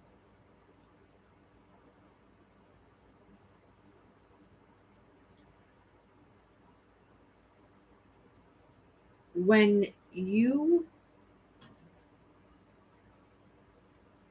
yes, he is. He is. Sebastian, sweetheart, when you wanted a snack, were you able to just, I'm hungry, I'm gonna go eat, or did they give you a feeling of you couldn't eat when you wanted to eat? It had to be on their own time.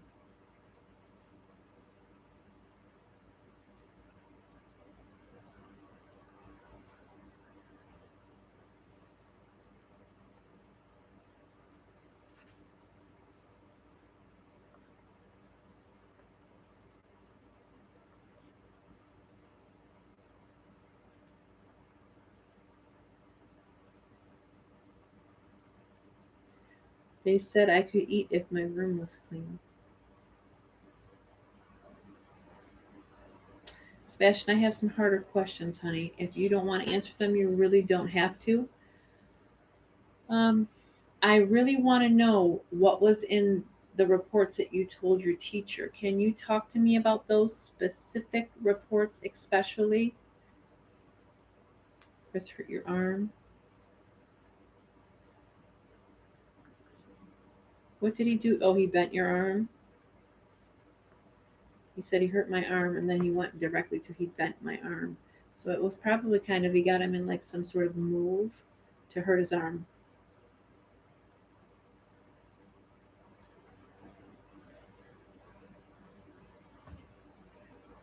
Okay, is that in the CPS? Is that in the report you told your teacher? Chokehold. Chokehold will be in the report. What would that mean though, honey?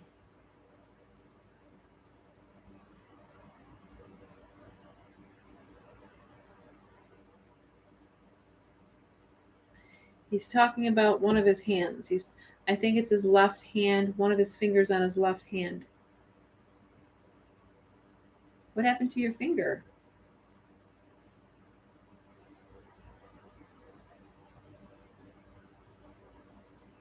He's making it sound like Chris hit his hand or his fingers with like a tool, specifically a finger. Can you explain that to me, how that would have happened?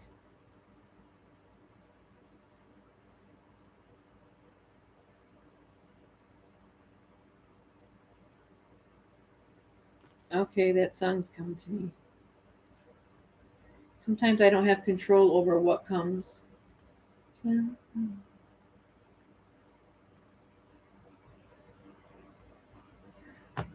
Listen to the song, That Arizona Sky, burning in your eyes. You look at me and baby wanna catch on fire. It's burning in my soul like California gold. I probably have a crappy voice, but I had to sing it. I'm sorry, guys. This is what I needed to do. This is what I was trying to tell you Spirit was going to show me later on.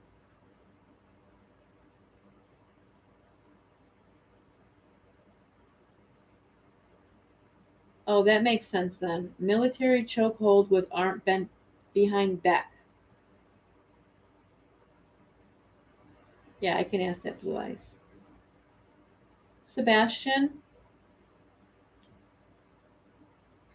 Okay, wait. Let me just, because I see these questions and I just want to ask them in order. Sebastian, honey, when we talk about these CPS reports, honey, did you tell them that you were hungry and it was really hard for you to get what you wanted when you needed to eat?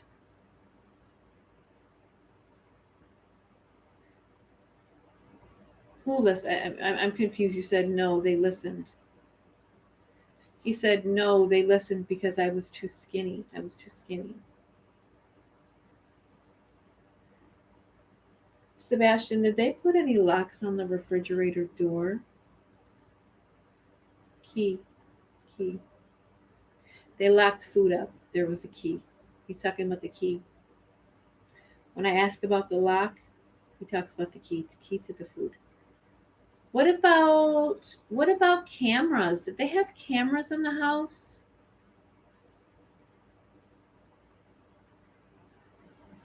He talks about a specific camera being in the house. I said cameras, and he said no, there was one, and Chris would yell at me.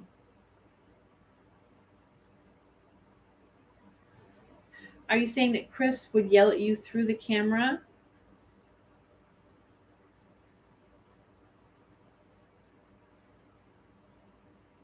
I couldn't eat unless he said so.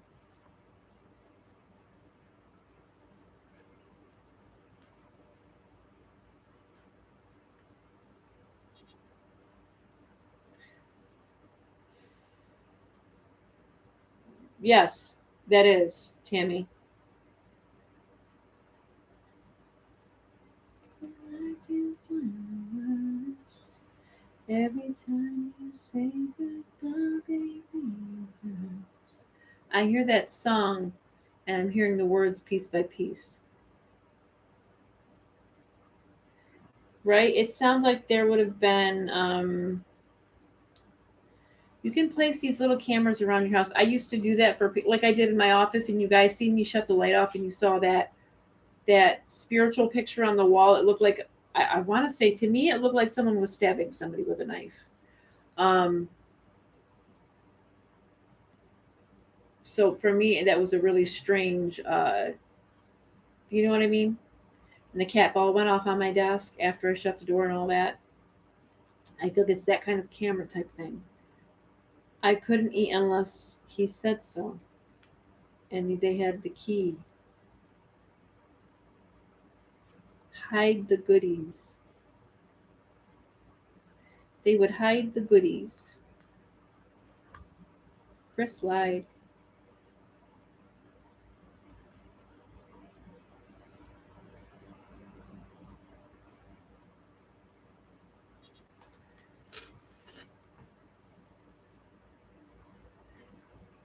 Sebastian, did they make you sleep in a garage or an attic, or they called you Is that okay to say, Sebastian? I really don't want to say it if you're not comfortable with me saying it. I said it earlier, but I feel like I should have asked you. Okay. He said they called me pissy. They called me pissy all the time. Pissy pants.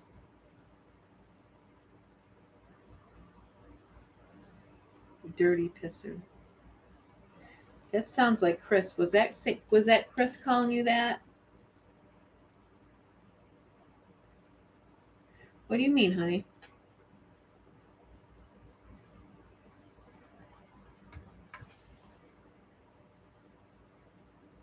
Or I understand what you're saying. I understand. He said Chris lied. Chris lied. I told the truth. You did tell the truth, and you know what? You were brave. You were brave for standing up for yourself and trying to get someone to listen to you. And there's nothing that you did wrong. You actually did exactly what you were supposed to do, Sebastian.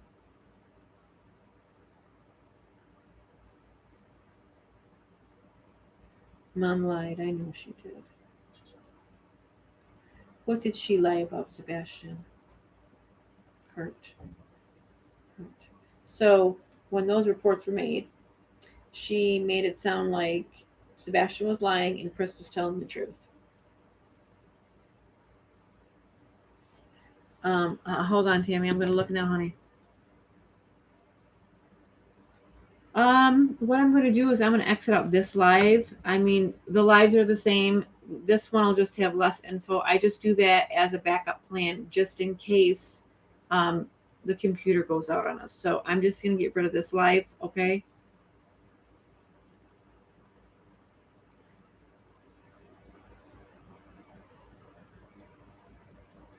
Hold on.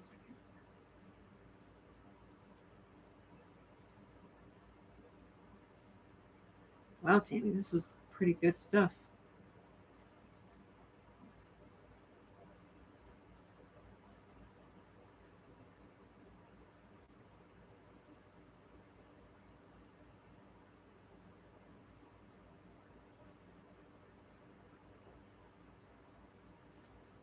Timestamp.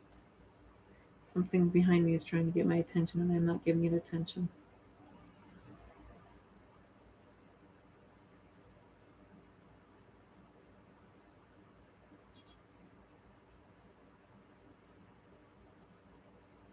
Yep, basically, she put that piece of shit before her son. So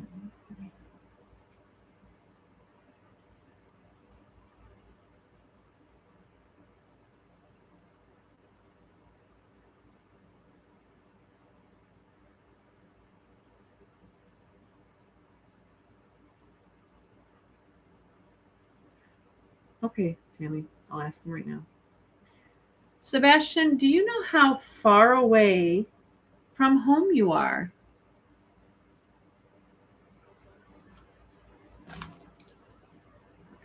That's a direction. Can you tell me how many? Do you know if you're like an hour away, 2 hours away? Do you know how many miles away you are?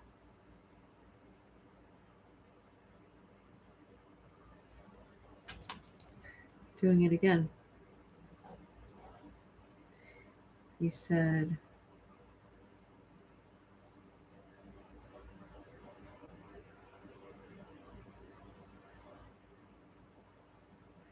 did I tell you? Hold on, I gotta look something up to see if he's repeating the same. He is. He is saying the same exact thing. This has to have a meaning, then this can't be wrong. He's talking about west, north, south, west, north, south. This is two times the same exact distinct pattern. West, north, south.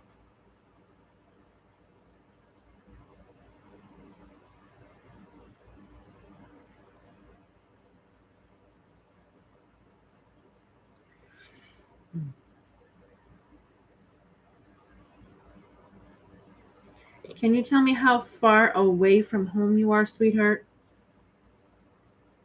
I know what you're saying. I know what you mean by that because you keep repeating that. But how far away are you? How many miles? Timestamp. How many miles away are you? Do you know that? Can you tell me the route? That would help so much.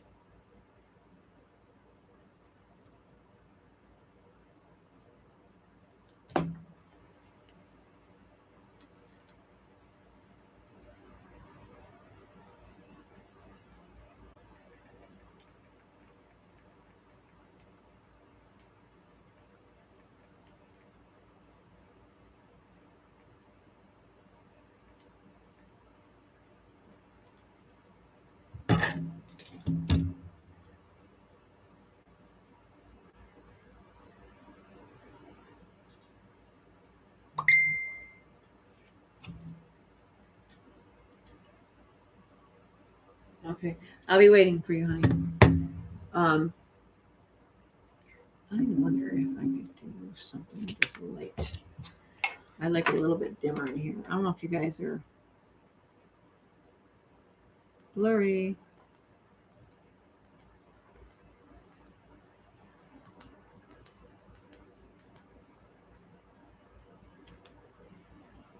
What do you think about that light? Is that light off okay? Is that okay if you guys have the light off?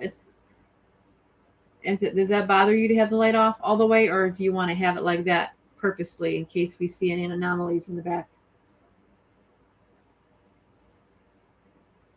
Let me know if it's too dark in here for you guys. Tell me, and I will put the light back on.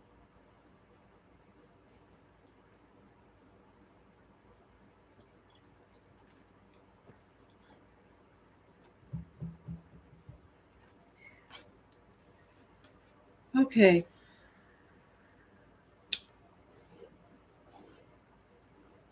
Let me know, Tammy, when you find something or if you don't find something, because if anything, we just have to probably re-answer it. Okay.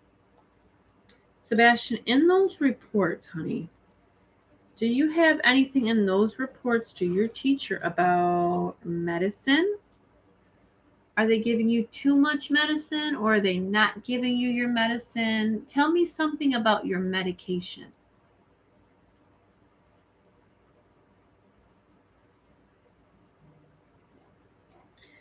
That would be an antipsychotic medication. And oh,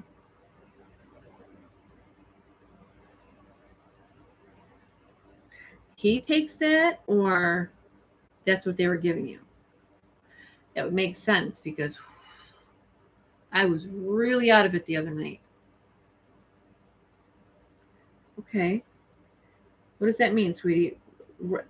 Try to get more into what do you mean by that. If he was the one, okay, so that is a strong pill to take, first of all.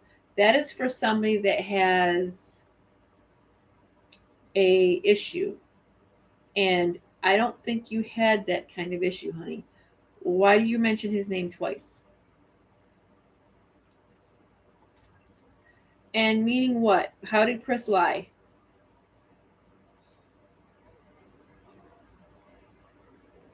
Said he knows he lied. He needs to say that he lied. He took my soul.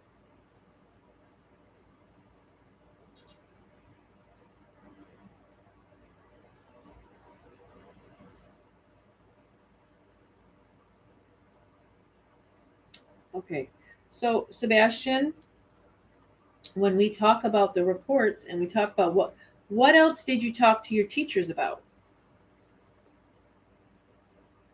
Chris hates you. Okay. This, Sebastian, would be the time that you get to say anything you want to say and tell everyone all the terrible, terrible things that they've done. Can you do that tonight?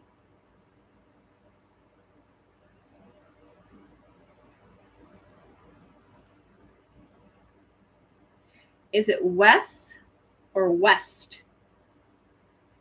West. Is there a Wes in this case? Like a person?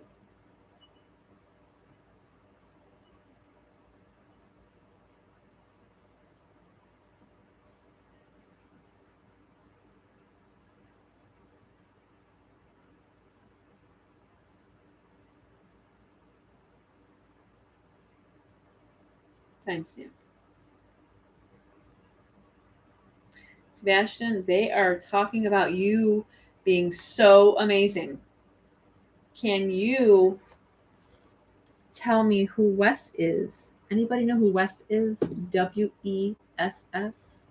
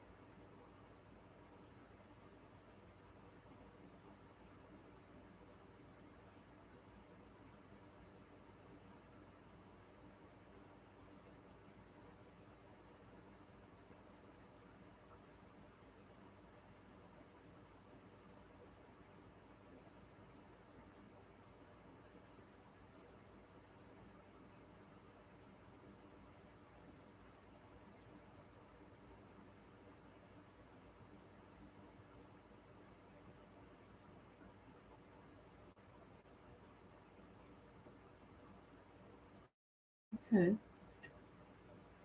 We're going to have to ask him more about that specifically, Tammy.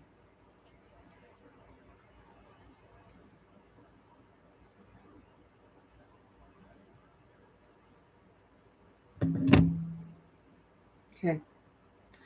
Sebastian, I got to ask you something about what you said to me. You said route.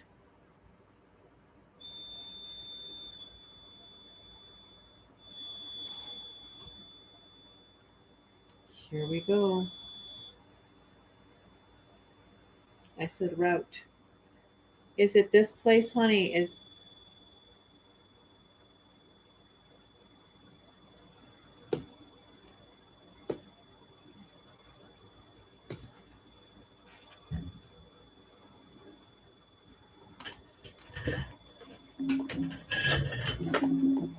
that a yes, sweetheart? Is that a yes for you? Okay.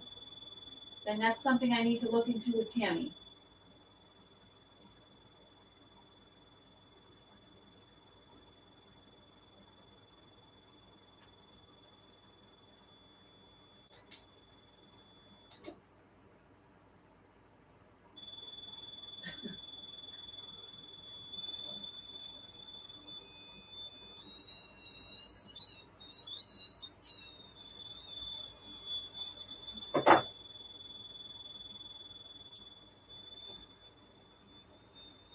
I got you, sweetheart. I understand.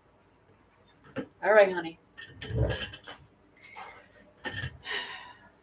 As you can see, that set something off for him, Tammy. We gotta get to knowing what that means.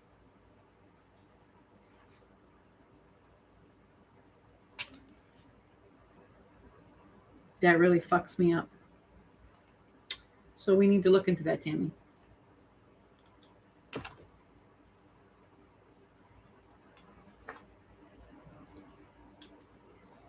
I had to shut it off.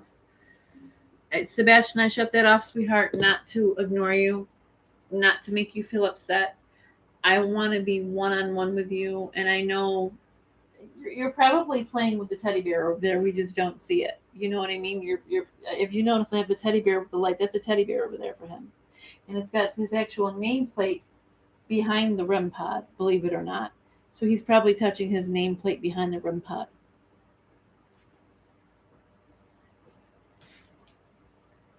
Sebastian, can you give me some place right here with this number, this route number? This route number right here, honey. This right here, okay? I need you. I need your help, sweetheart.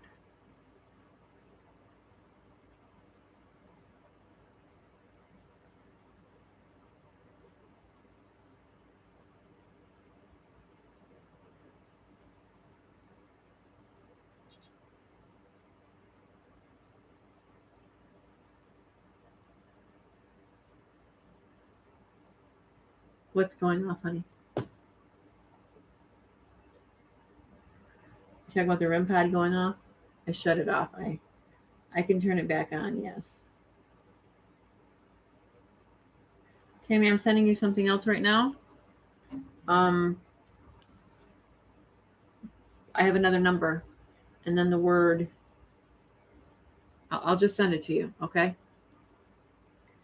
I don't want anybody to be able to read the information off my glasses. Blurry.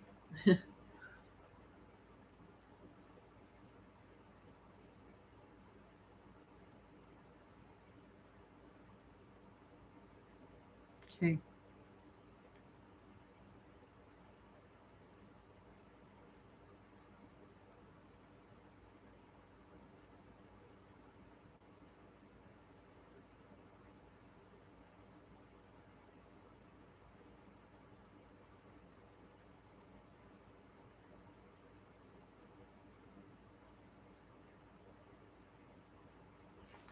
Tammy, I'm going to send you something. I'm going to send you a picture.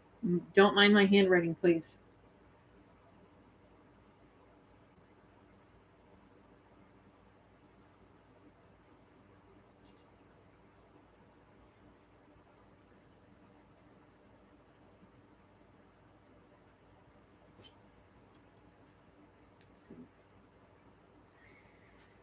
Okay.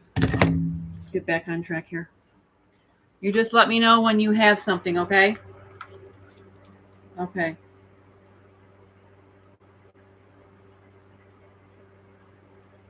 That, for whatever reason, when I asked that question, for whatever reason, I'm picking up like I could just cry right now. Like, finally somebody heard me type feel. It just feels so like, finally. That's what it felt like. Tammy, we definitely got to do some deep digging into this one. All right, let's get back to these questions. Sebastian, and you're going to see something in there. There's a drug that I wrote down. That drug is a very, very, very strong drug. That drug is an antipsychotic drug, which they would have had no business giving to Sebastian.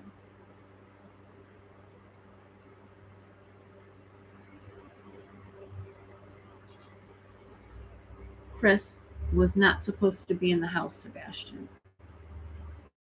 Can you tell me if Chris was there that night when you got back from Texas Roadhouse?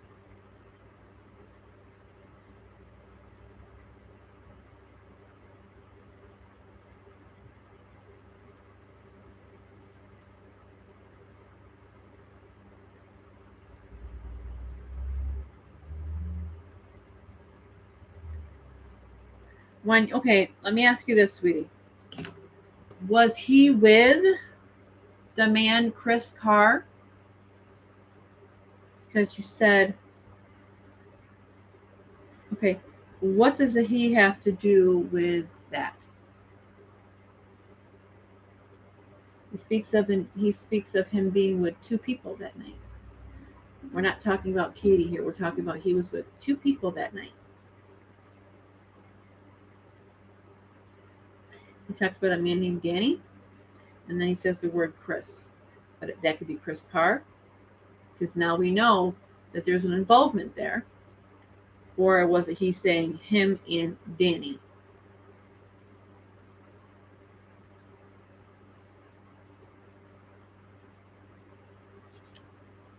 Sebastian, when you were at Texas Roadhouse with Mom and you were leaving, I noticed that you looked a little afraid. And you saw that person in that green hoodie. And do you know what just struck me as something that was a little odd? I'm going to say this because I feel like I need to at this point. Sebastian's favorite color is green. What if she wore that person, the mother told that person to wear it, so Sebastian felt colors trigger autistic children. The sounds trigger their ears. They don't like the noise of their cover. If they see a color they don't like, they'll become agitated. They'll become more sensory aware. They'll act out a little bit. Not act out as in tantrum, but they'll get very nervous. For whatever reason, colors, sounds, taste, feeling that all affects a child with autism or even an adult. Why a green hoodie? Color was favorite green. His favorite color was green. Why green? And this is what I'm kind of like getting. I need to ask why green.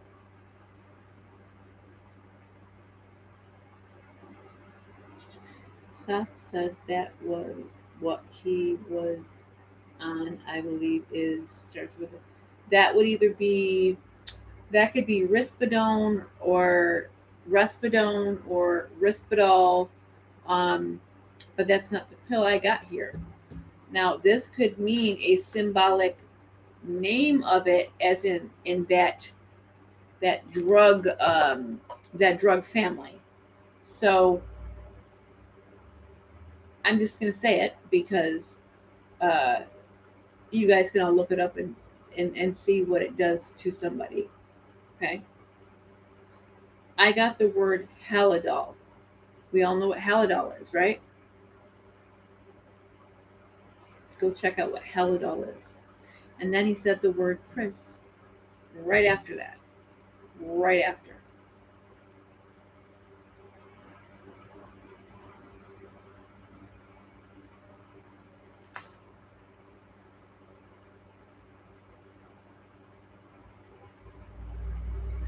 Said mom drank a lot.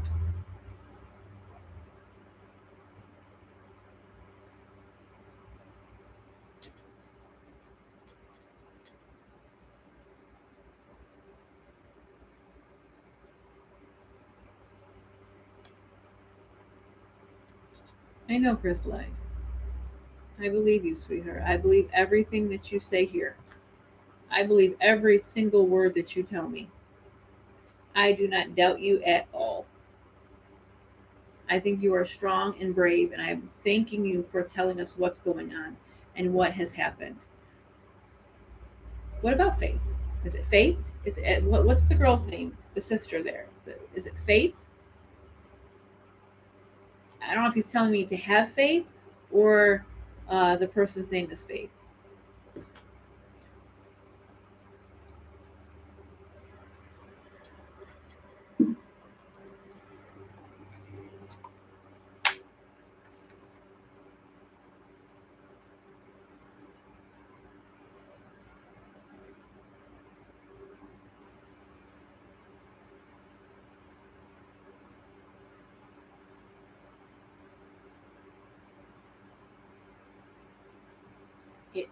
Her name is Faith.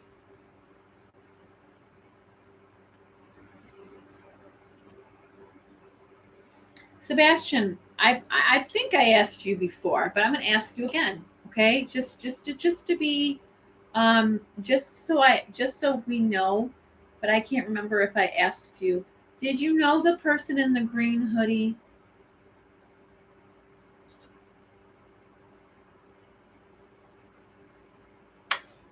Are you guys sure this was a woman, or are we just going by what law enforcement is stating? Because yeah, it kind of resembles like a woman on the other, I guess you could say,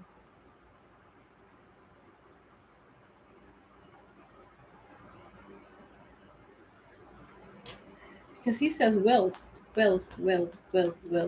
If you go look up Will, the man Will that is related to the Proudfoots, and I believe he's a sexual predator. Go look up Will, and then go look at the Texas Roadhouse video. Tell me what you see. They do look similar, because he's talking about Will, and he's brought this up before.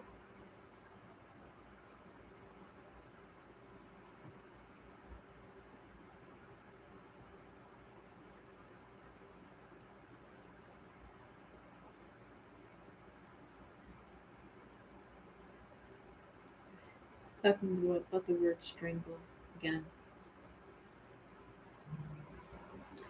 Sebastian, can you tell me what is in the fifth CPS report? Can you do that for me? What was the last thing that you remember telling someone about what Chris is doing? Can you tell me that? Give me 1 second.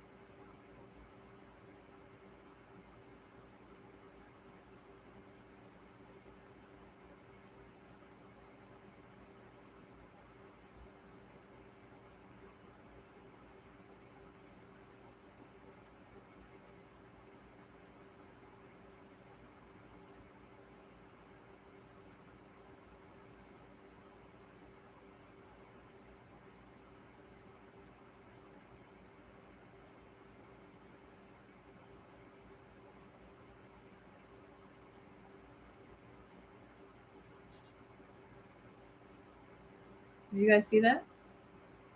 I saw that from over here on my left side.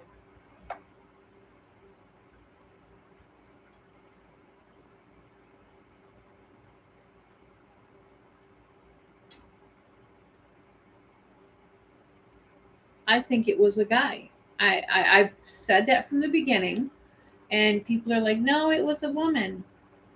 Look at how the person walks up to the Texas Roadhouse parking lot. And I know men and women carry themselves in mannerisms that might not fit what we think they should fit, but to me, this doesn't match up.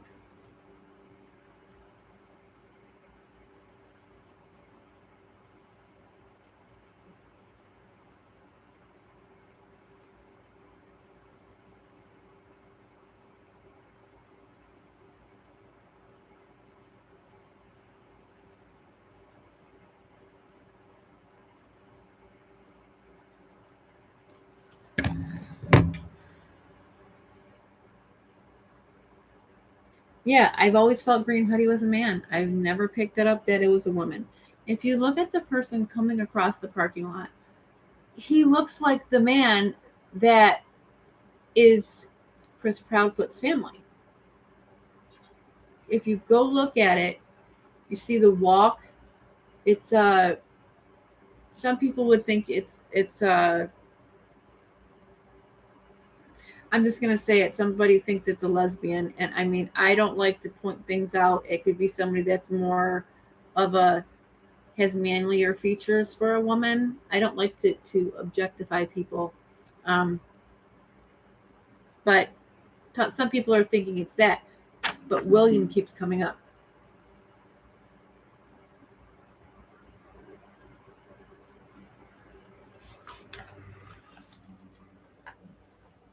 Okay, Sebastian. Let's talk about the fifth report. At what point, Sebastian? At what point did you feel that they were going to hurt you very badly? Did you know that it was coming, sweetheart? Did you know that they were going to try to hurt you very badly? I know there's hitting and slapping, but was there a point that you knew at some point if someone didn't help you that they were going to hurt you really bad?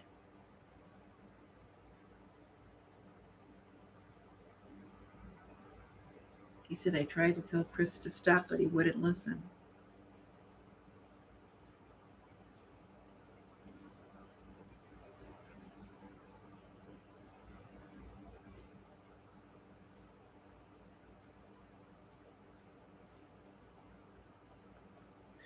He said, my teacher knows.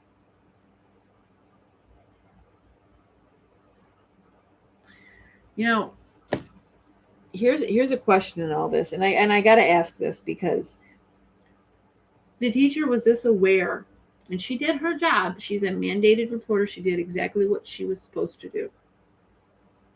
And that's another thing Chris did on a live someone's YouTube page. That me and his teacher one of these days are going to have a private conversation. That was a clear threat to this teacher to tell her to keep her mouth shut if anybody was to come to her and ask her for an interview.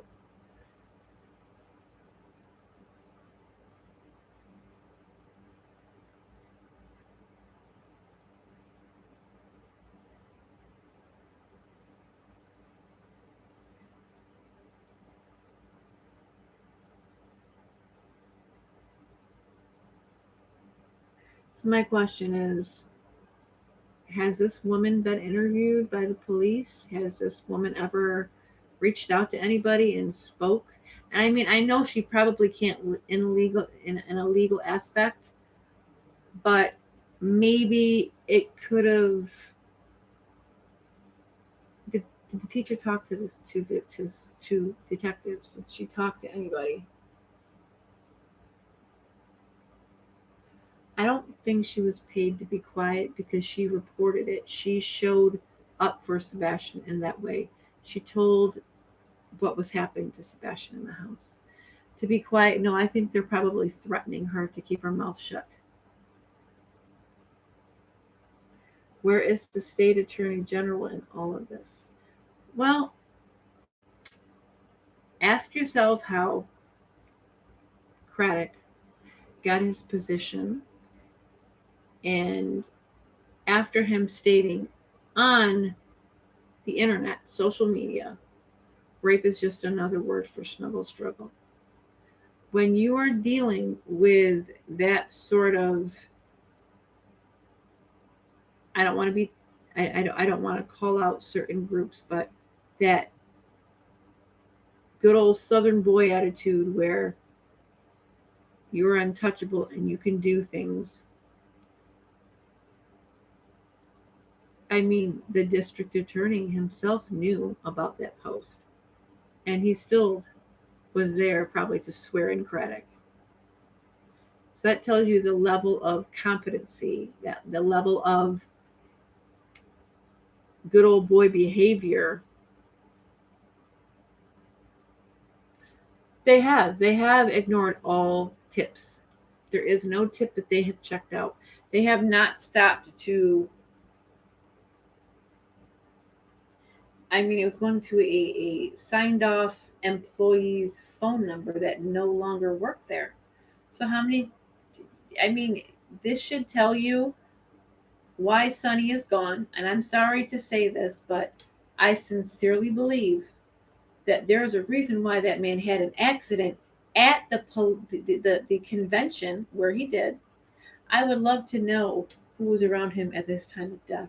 I would love to know if there's cameras in the building surrounding all of these sheriffs and deputies and who knows how many police forces that were there.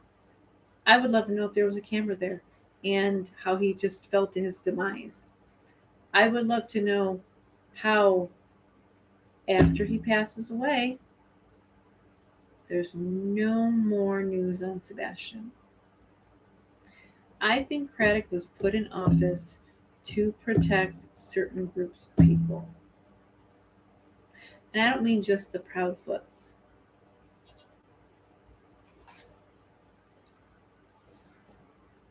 How is he still legally in office? When a piece of information is seen on social media as what he put, rape is another word for snuggle struggle, and there is no type of investigation on that, can you imagine what he would allow behind closed doors in an interrogation room where there's no cameras to a person that he has power over? Or the fact that he's married with 2 daughters. How could you post that, not go back and take that down and say, you know what, I was young and stupid and I can't believe I said something like that? That's something your daughters are going to see. Your daughters are going to eventually see someday. kind of confused. How do they have their ranking? Ask yourself how Chris Carr only gave up a little bit of his video to the police. And they didn't say, hey, we need it all, buddy. If you go look at his Google tours houses, you see the red Jeep that I spoke about in my previous readings. You see a maroon car, you see a camper, and that home has a basement. And the fact that Sebastian talked about sleepovers.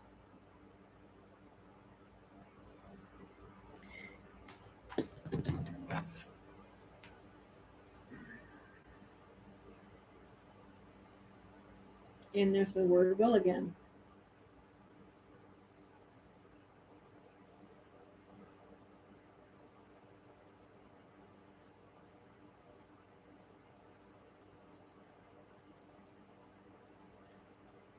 You know what's if Tammy, if you realize what's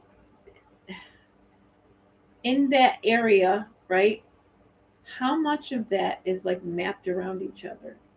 And then you have this.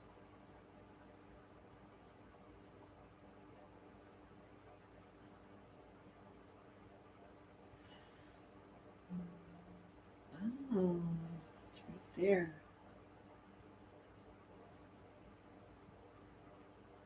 I wonder if he gave you the radius. Didn't we ask about the radius earlier? And what's inside the radius? Right there. Tammy.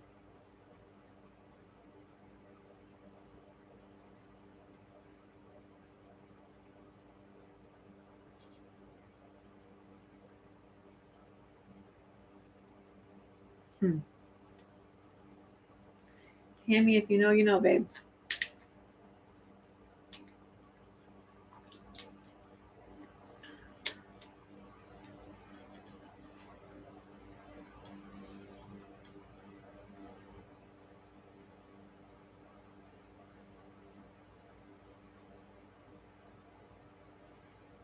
Right, exactly. And you refuse the FBI's help. Why? The FBI has the ability to have far greater resources than a good old boy sheriff station. Why won't you let them take the case? The FBI is involved now in Summer's case.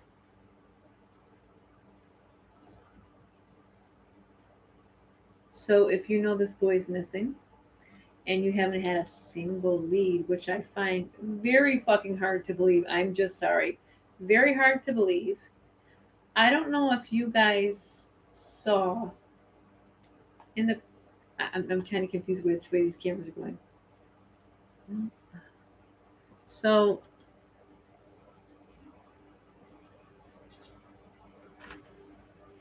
up in the corner, I saw almost like a blue mark right here. If you guys can go back at some point at say between 2 hours and 35 seconds, 2 hours and 45 seconds. So take that. I swear I just saw like a blue light cross above the screen.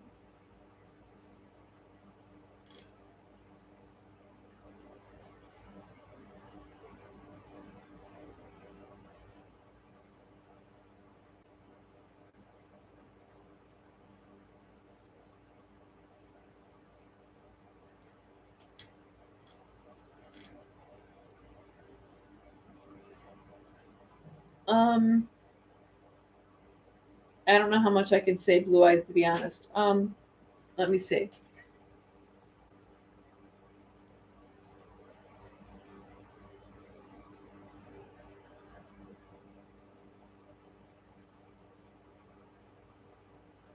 Let's talk about the search area for a second. The search area would be listed as what? I'll give you a yes or a no at least.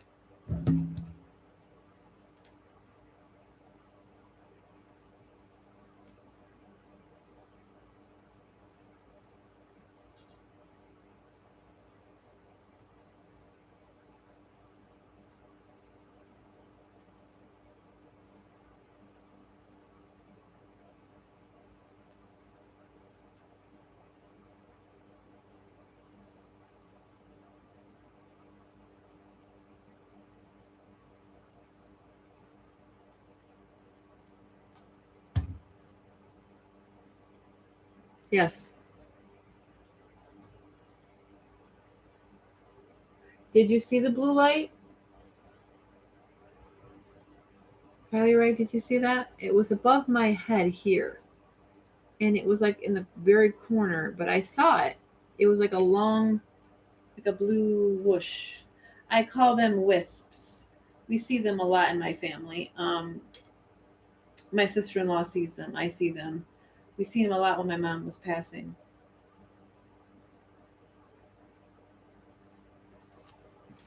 They said they searched thousands of acreage, and if he is saying what area, how far out from the area is he? Well, I would need a pinpoint of what acreages. I know you just said what you said, but I I'm hesitant to. I can give you a yes or a no if you give me a if you give me an area, just an area specifically. I can't I can't fuck this up because asshole one and asshole two are on here.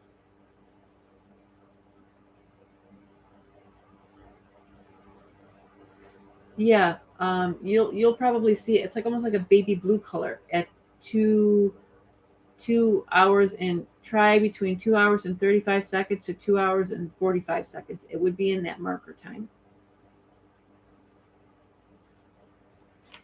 Sebastian, when you talked about your teacher, sweetheart, I know you said she knows.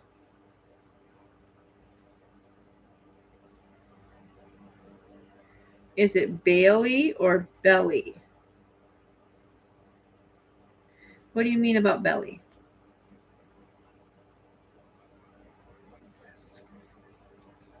What do you mean, honey? You said maybe you meant Daily, Belly, and Chris. What do you mean by that? Daily, Belly, and Chris.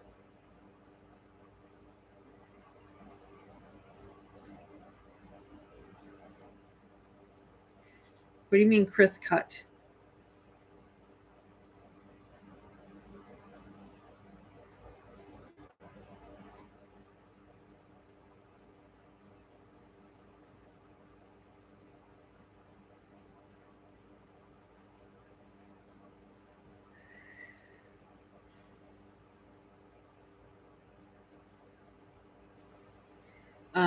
He says Daily, Belly, Chris, Chris, cut, lever. I tried to leave, couldn't get away.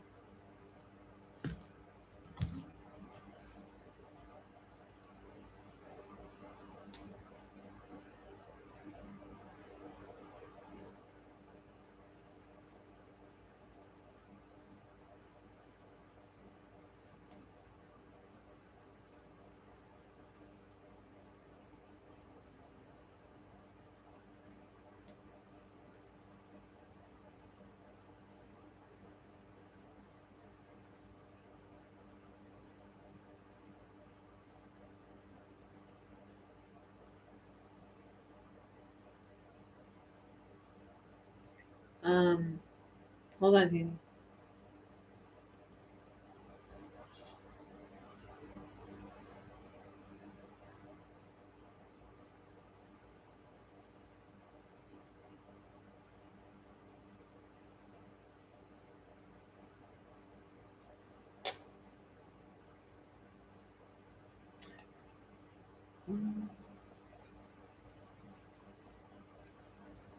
Just looking at what the question that you asked me a while back, and see.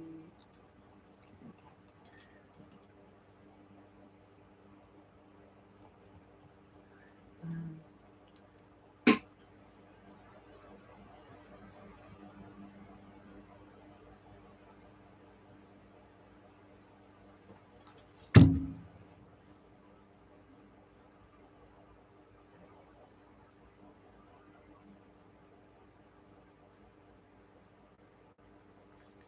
What did Chris tell the nurse?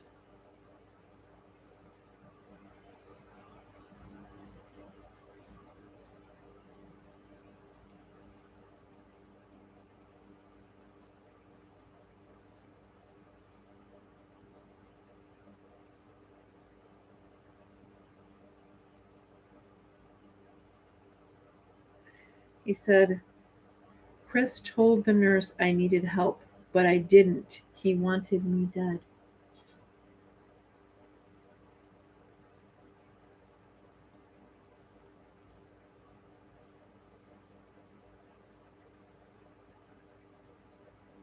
So, whatever conversation that he had with a nurse, this could be the school nurse, this could be a nurse at a hospital. Um, I'd like to know how many visits to the nurse's station did or the nurse's office did Sebastian take in school. I would love to know if he was ever sent to the nurse in pain with injuries or what he exactly told his teacher. Sebastian, what did you tell your teacher about being at home and what you experienced?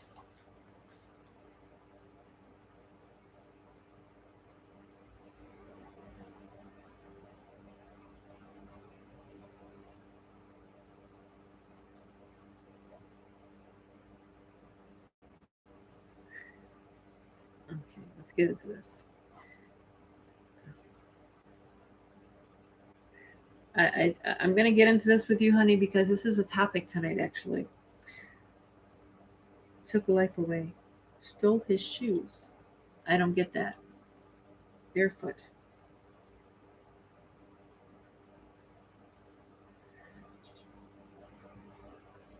Well, hmm. Sebastian, did your mom ever hit you in any way?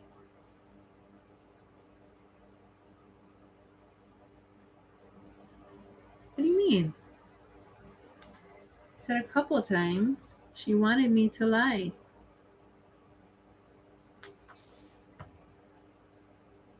Oh,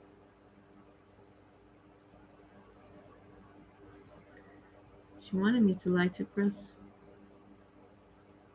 Or is it about Chris? Did she? Okay, I'm not going to follow the lead on that. I want you to tell me. Couple times she hit you. Couple times.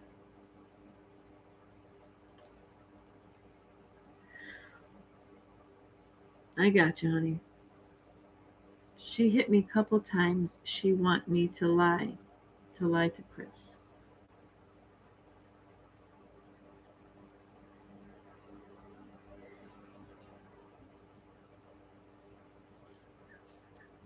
Um,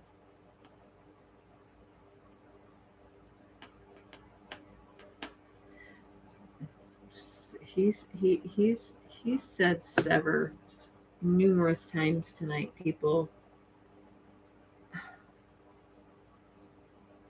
I really hope that they didn't do something in that nature because this is on all of my paperwork that I found tonight. Sever, sever, sever, sever, sever. Hmm.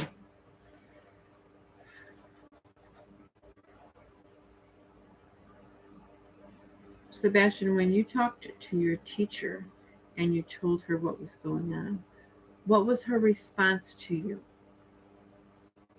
She wanted to help.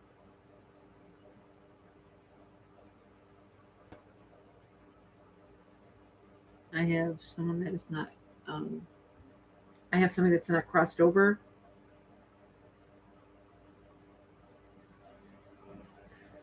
It's talking loud and clear here. You might be able to timestamp this 257. So um, timestamp 257 and listen from 257 on. Coming to my left ear came right from this direction. This person is not passed on. This person is in the in between.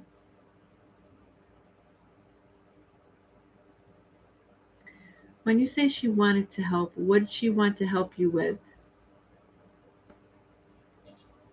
He wanted out.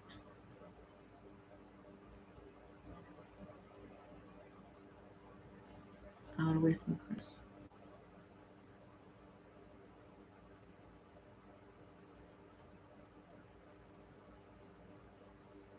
And then I hear the word Laura. Something to do with Laura. Laura.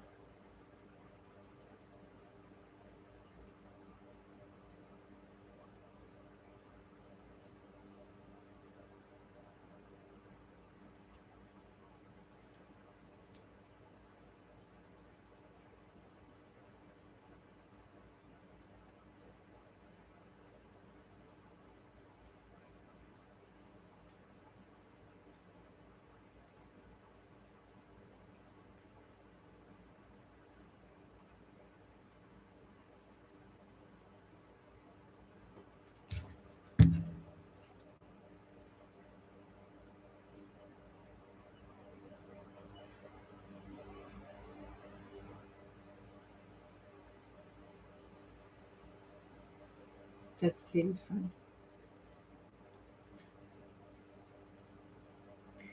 He told his teacher he wanted out, away from Chris, Laura, and Mom. Who was Laura to this Katie's friend from Illinois?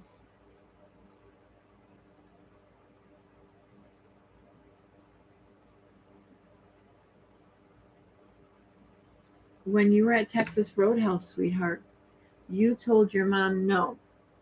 You shook your head no. What was she asking you?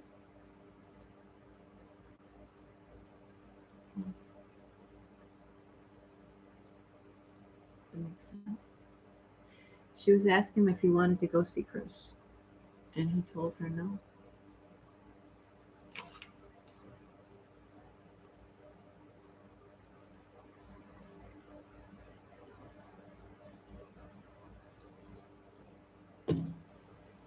Did Chris come back to the house that night? Hiding. Hiding car.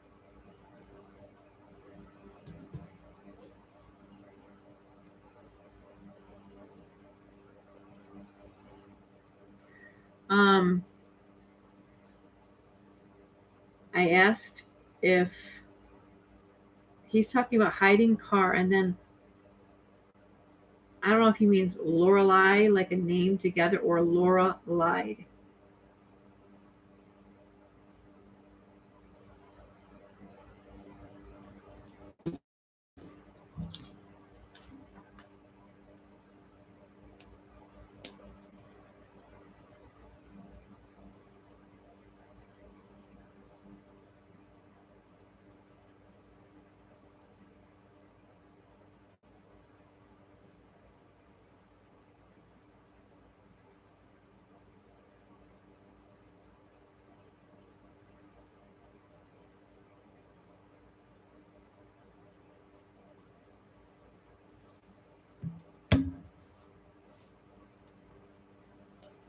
Sebastian, was there anything about home that you liked? I know this is a dumb question, and maybe we can see from a different perspective. Was there anything at home that you did like to do?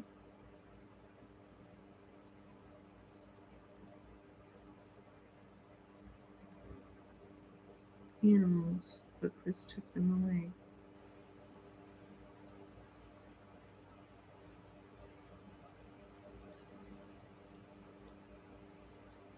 Said he loved animals, but they just took the animals away from him. Sebastian, when you talked about Daly, Belly, and Chris, and then you talked about Cut,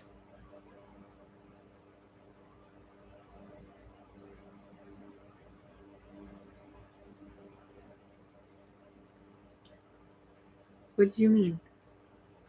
Daly, Belly, and Chris. Cut, lever. I tried.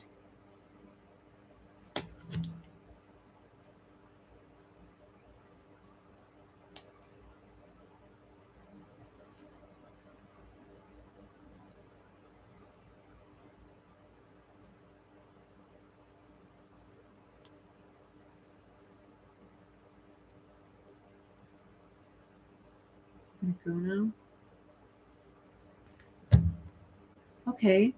Do you want to ask any more? Do you want us to ask any more questions, or are you just ready to go? You're tired. It's okay to be tired.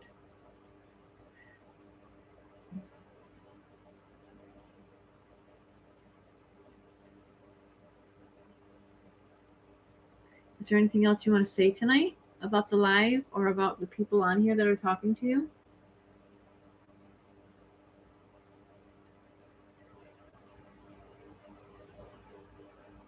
He said, no, I'm just turning to go now.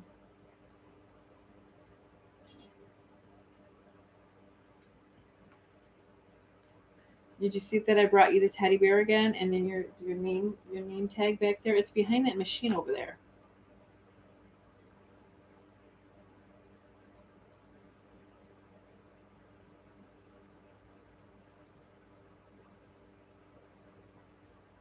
It'll get better, honey. We'll get through it, okay?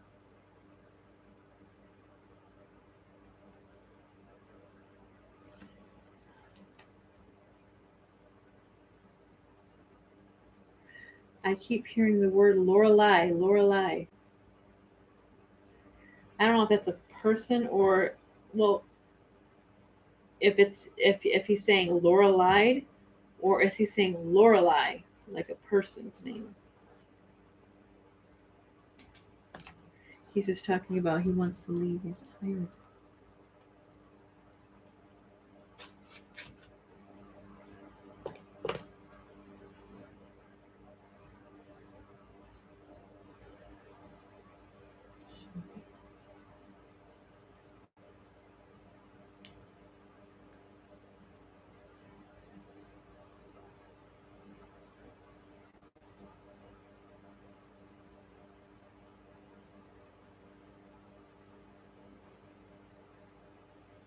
One second, Tammy.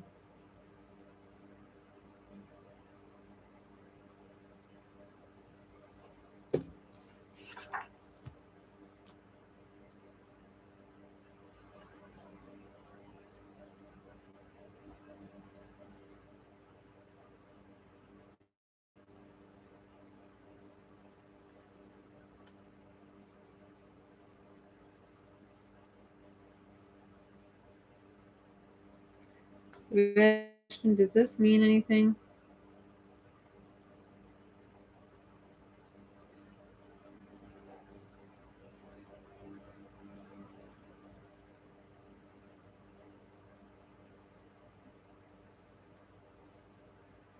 I have the word. I have the word Cornell and Harding.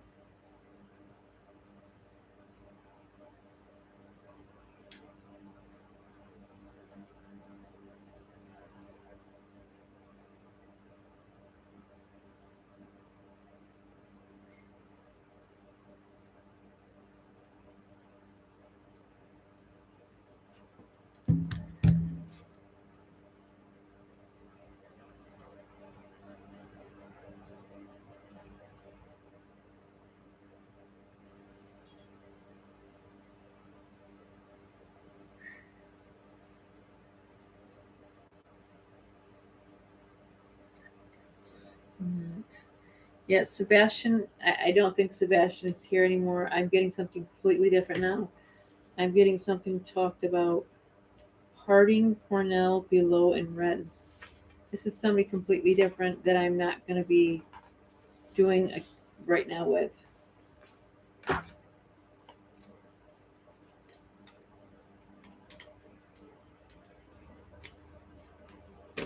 Tammy, we're gonna have to look into this more. I will see what I can pull from these pictures that you sent, areas and all in certain routes. Okay. I guess I'm gonna close the live down tonight because Sebastian is done. Do you guys have any questions for me tonight?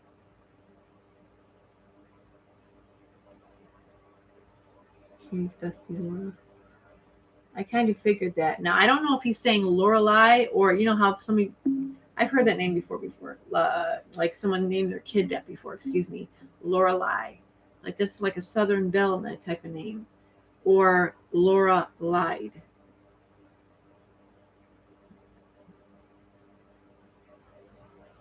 Do you guys have any questions for me?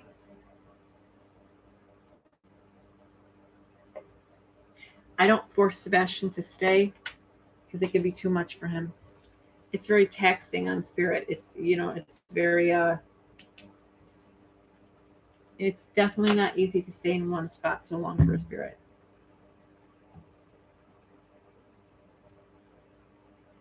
That flame, boy, that flame really just.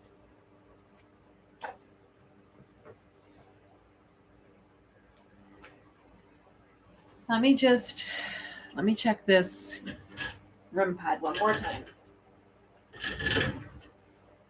It's gonna do a beeping thing because I'm touching it, so just give me a minute.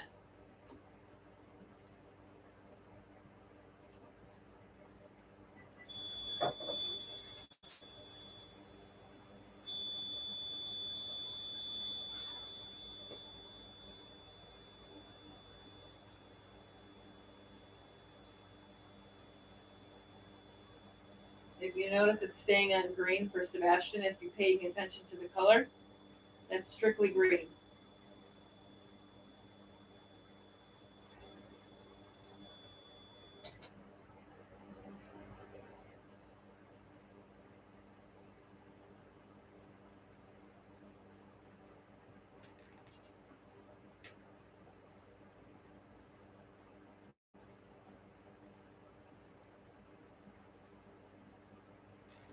Let's see. I'm a rolling. Here I come. I got that back on. So if you guys have any more questions for me, let me know.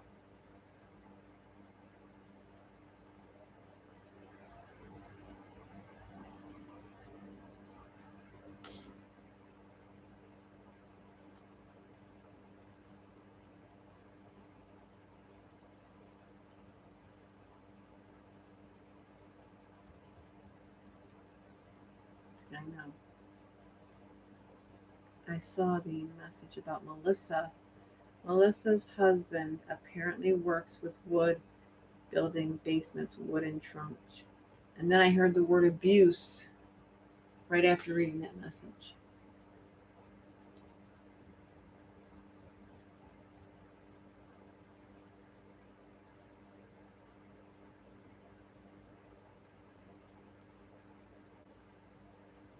Well, that's just an interaction with spirit. So, in the moment, what a lot of people don't see back there is you'll see the candle, you'll see a teddy bear back there, but behind that very REM pod right there is Sebastian's name.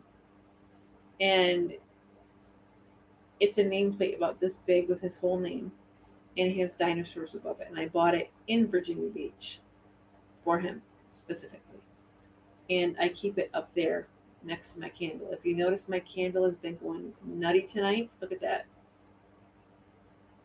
Sebastian's name comes up and it gets brighter and it extends out. See that? Boom. Look at that.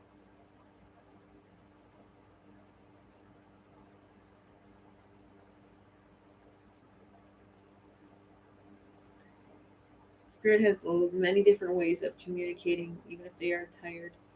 Um, I choose to work with Sebastian more daily because people think that you guys should just give up on Sebastian.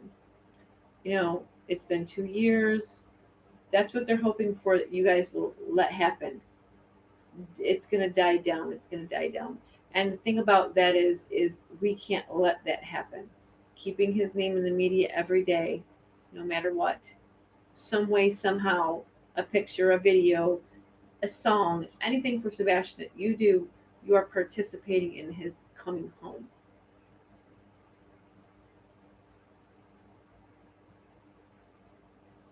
I bet you it does, Tammy. That symbols and signals are not easy to figure out. Like I said, it's like a puzzle. But considering we're getting certain numbers, certain very the two words that I sent you are very important. So I might just stick my head in the word and see what's around there first. Begin there and work our way out into the radius. I think that's very important because that was said very clearly.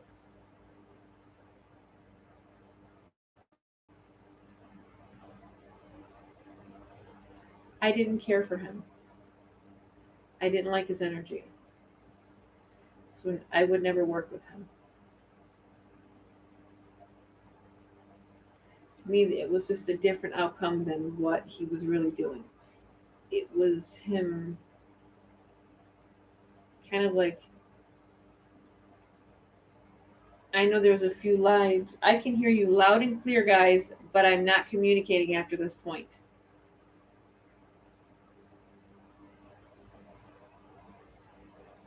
Um, I didn't care for him as a person. I'm not going to say he was a bad person, but at the same time, I got vibes from him that didn't coincide with the way he was with Seth. So for me, it was a no go.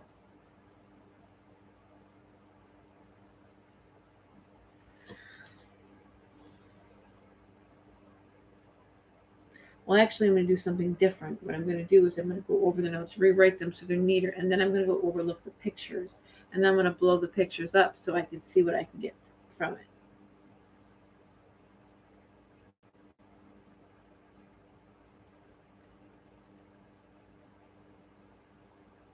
Try doing this for 6 months straight by yourself. And finally, that break you needed for your person that you were looking for came and was validated in 1,000 different ways. Um, Savannah Spurlock's case, they had to have closed proceedings. If you guys know, you know how accurate she was I can say her because she gave me that information. She let me know what to say and the operative order I had to say it in. You know, she told me she was in a rug or by a rug and, you know, she was bound in black bags and duct tape from each side. And she kept saying, "Your back is going to hurt a lot because what they've done to me, what they," and she kept repeating that. I'm like, "Sweetie, I understand that, and I'm okay. I knew what I was taking on, and I will just take it one day at a time." When they found her, and I told them that she would be found in something other than just where she was found was the key factor in how she was found. When I spoke to the detective in the case, he said we have to have closed proceedings because you were so spot on that I can't have that being one of the things that we miss out on by making this man be punished by the law to the fullest extent. Because saying his name, I actually had to delete one of the Savannah Spurlock videos. I don't know if you guys saw the second video, but it was so detailed and it was so, when it came through, you know, she asked me, how would I know what it's like on the other side? Did I die before? It was kind of like she was afraid to pass over, like to cross to the other place, because she was afraid of being judged. And she talked about many different things with me. She talked about where these men worked. She talked to me about the county they were from. She talked about um, just everything. How there's written letters to state he was a serial killer in so many words that he likes to kill. And I think it was 2 years or so after the reading, um, you see that come up in, which was strange because the night that Savannah was found, FBI was there. I saw the man's father peeking his head out the doorway. He hurried up and shut the door. I was on the phone with the search party, and they were actually taking me and showing me, look, you said by the tool shed, by the stream, by this, by that, by this, and how she was brought up and how she was found. What they did to her was they folded her in half, but not this way. They folded her backwards. And the excruciating pain that I was in with the time working her case, I got to the point where it was hard to get out of bed. But when I found her, I felt so relieved. I wasn't worried about anything that came through, if it was accurate or not. If you're a true medium or a psychic, you might get something wrong. You might not be able to get everything. Everybody's different. But for me, it was that she was found and that she could have a place of resting. And when they reached out to me, actually, someone had actually went to the police station to ask about me, and one of the detectives stated, sometimes we just don't know how these things work, but she's the real deal. And I don't know who this man was that said that about me. I don't know what detective. I don't know what precinct. All I know is when that person reached out to me for help, they actually told me what the detective said, which was very nice, and I feel like it had to do with Savannah's case. You saw it, and you could even hear her voice at some point. Yeah, that for me was how you hear it on the video is how I hear her. So when a person's passed on, I hear them higher up in my psyche. So to speak, I don't hear them in the mind. You hear them up in the air, so to speak. And it's really hard to kind of explain to you guys without you knowing.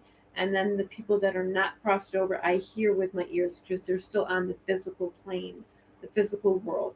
They're just on a different frequency, and I can happen to hear them still.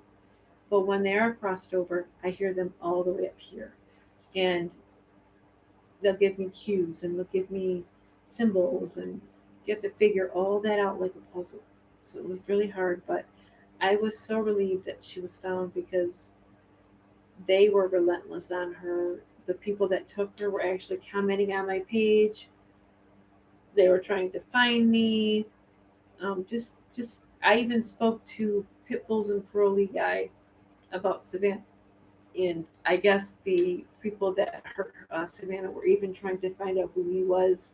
They were taking pictures of his vehicles to threaten him, and that's why I try not to be so vocal about my where I live, what my real name is, because Sarah's not my real name. People, I just want you to know that that's just something that I have as a. It's not my real name. I can put that as a business. I can use that as a, uh, but I can never give my real name for reasons.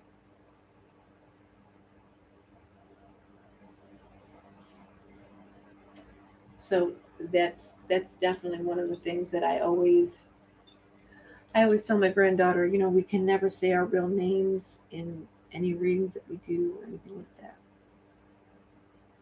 But tonight has been active for Sebastian. That REM pod going off when it did, it really set something in motion. We just keep looking. We keep getting the clues because these idiots can't shut the fuck up. They cannot stop talking for 5 minutes.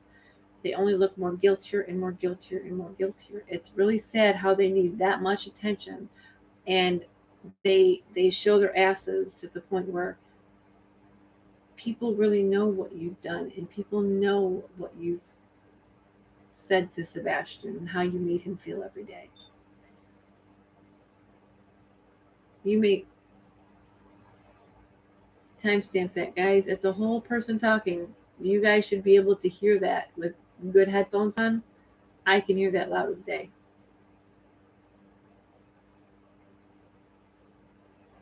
That's when I really, really started to be cautious because that's when I realized, I have a whole son and I have to be careful. So when I do my cases here and I help people, um, I'll only work with police here or families that I know I can trust. Um,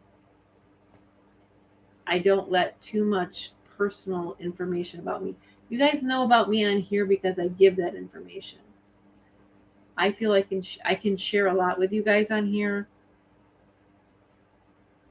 but for me, crossing the line and trying to reach out to Pitbull and parolees and tell the guy that, look at your vehicle, it's pretty nice. He actually found his vehicle, and um, he wasn't scared. He was very straightforward, and he was just like, your vehicle's nice, you should be careful from here on in. And they tried to hack my Facebook, that the the uh, the one guy there. Um, that there were two brothers specifically, and what bothers me is the other brother never got charged, and he should have been. Or just like the two men that were with him that did things to Savannah Spurlock as well, but they got off because they snitched on the guy, which I think is unfair. I guess they got the. Um, I think there should be more people in trouble for Savannah's passing. Maddox Rich, I reached out to the detective. They called me back on 4 different occasions, asking me to look over things. And I told, at first, I thought it was the father. It wasn't the father. And Molly Tibbetts, I stated that the man that hurt her and took her is going to claim that they have a split personality. That was a defense way, way, way, way after the case was done. But that case is just weird in itself, and I'm going to get back into that video soon enough, believe it or not. After I do Melissa Rudd and a few other people, I want to go back to Molly because there are more people in that case that should have been found and brought to justice, because there are a lot more women that went missing.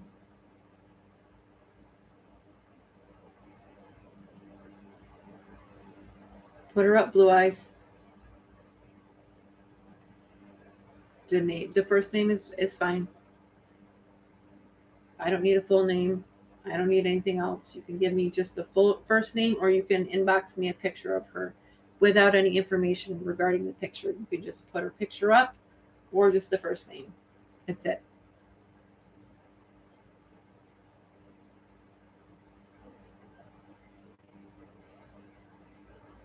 Yeah, David Sparks was the man that took Savannah's life, but I know he had help. And what was even more odd was um, the father and the mother knew what he was. He is a pastor who would take in drug addicted women, trying to get their lives better. And the letter that he stated years later after his arrest, I also found out that the COs would reach out to a certain person I knew to let me know some things about him while he was in his cell on all hands and knees barking like a dog. That's how mad he went in prison. And then he wrote that letter stating he had uh, always been a killer. He's always fascinated about being a killer, and he's done other things. Um, I was hoping other brother would come into play too, uh, because he helped his brother conceal the body, and I believe the family knew exactly that she was buried on their property. If you go to that video, I state the tool shed, um, just a lot of different things. The second video was super, super. Um, I was told I had to delete it, and I was so upset about that. But what am I going to do? That I didn't want anything to stop Savannah from being found or being brought to justice. She needed that desperately. That's far more greater than. I mean, I have my memories with her. I don't know if how many of you guys saw the second video of her asking me, did I ever die before? And would you cross over if you felt scared? And I said, yeah, absolutely. On the other side, there is only love. I've been there. And she was afraid. She was afraid to pass across. And I told her, you have nothing to be afraid of. Um, that was by far one of the saddest cases for me because me and her, we got very close. And in the end, she she waved me off and she told me goodbye. But she had this little boy in her hand. She was walking with very small little guy, toddler looking guy. And I never knew who that was. She never told me.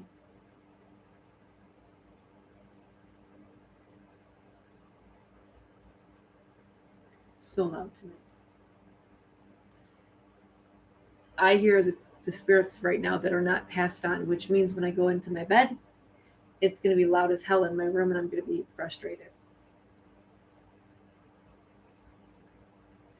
Yeah, they, she felt, and what really broke my heart is when she said, I promised my mom I would come home and I didn't get to come home.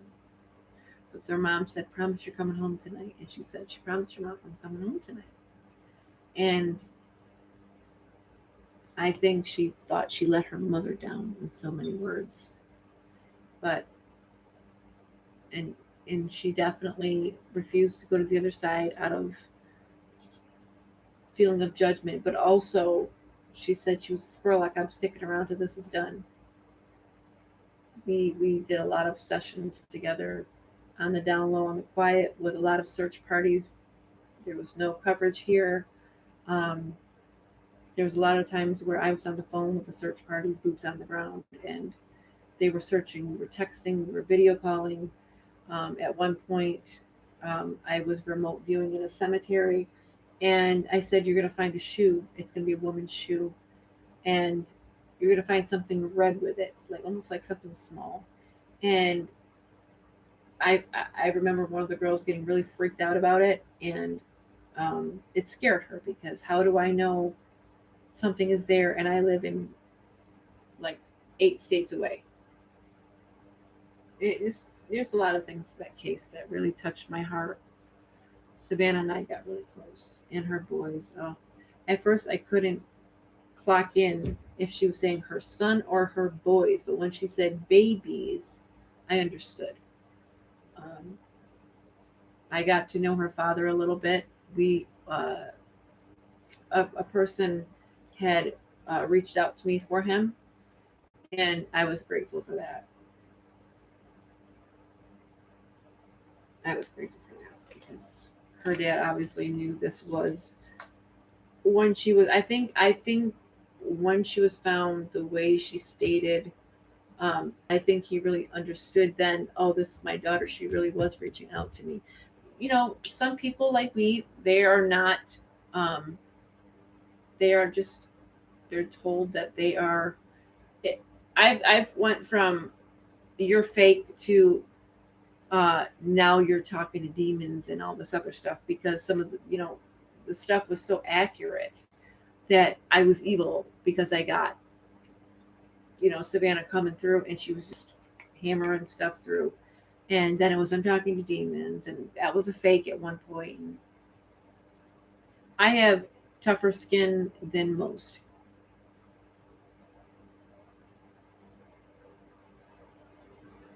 Savannah Snow, yep, Savannah Snow's for a lot, and she actually came back to me. I believe it was last year during a time, and it hit me. It was around the anniversary of when she was murdered. She brought another girl to me, and she asked me to help her. And I thought how strange. And come to find out, her case was in the media. Her husband had killed her, and I don't remember too much after that. Um, he was arrested, I assume, and but she brought her to me, and I was like, of course I'll help her. Um, for her though, I helped her cross over instead of lingering. And I think she really needed that.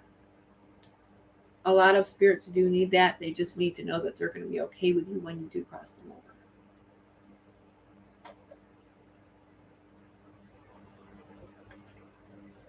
But during this live, we know Sebastian talks about in the notes that I didn't mention that he was poked, he was pinched. They kept food as a punishment. Your room's not clean, you're not eating. They kept the refrigerator locked. They had a camera in the kitchen. Um, Katie would allow things to happen to him. Called him vulgar names.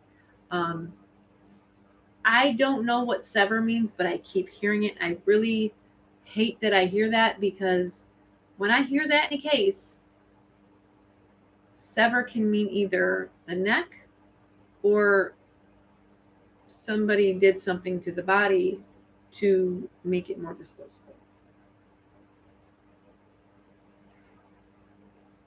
Oh, thank you, sweetie.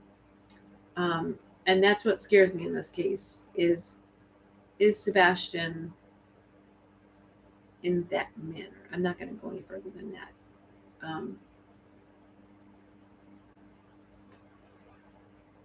I do think his teachers are afraid to speak out. Um, he tells me his teachers know everything. His teachers know everything.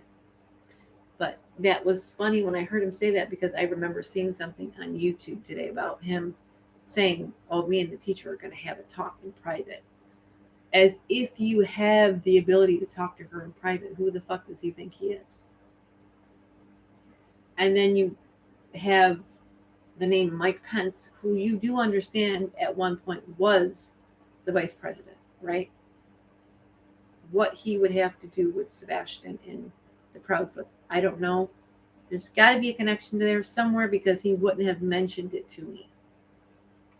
They could be donating to a certain Republican Party that he's connected to. I don't know. Does it mean they know him directly? No. But I heard the name Allie. Back Illyria.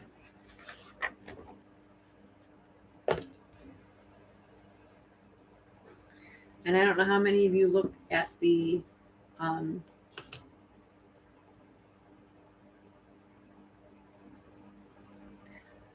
that was my question, and I was turned away from that case. The mother was told by police that she shouldn't talk to any psychics in the case. So I offered. I don't offer a second time. If she ever wants to reach out to me, that's fine. I will more than happily help her. But I don't push services and I don't push myself on anybody. I don't do that. Unless the parents are the suspects and I will just keep hammering shit. Like this case, I know, we all know that Sebastian Wayne Drake Rogers, um, what he succumbed to. I can't wait. I can't wait to just hear the news come across. And I know that's really shitty to hope someone, but if there was ever a person that deserved a shitty outcome, it's that asshole.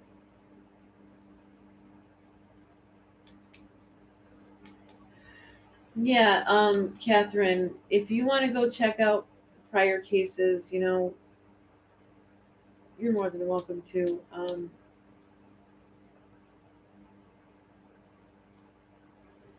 Just keep them up. Keep those noises up, guys. I don't want to keep having to look over there. I hear you. If you search, I'm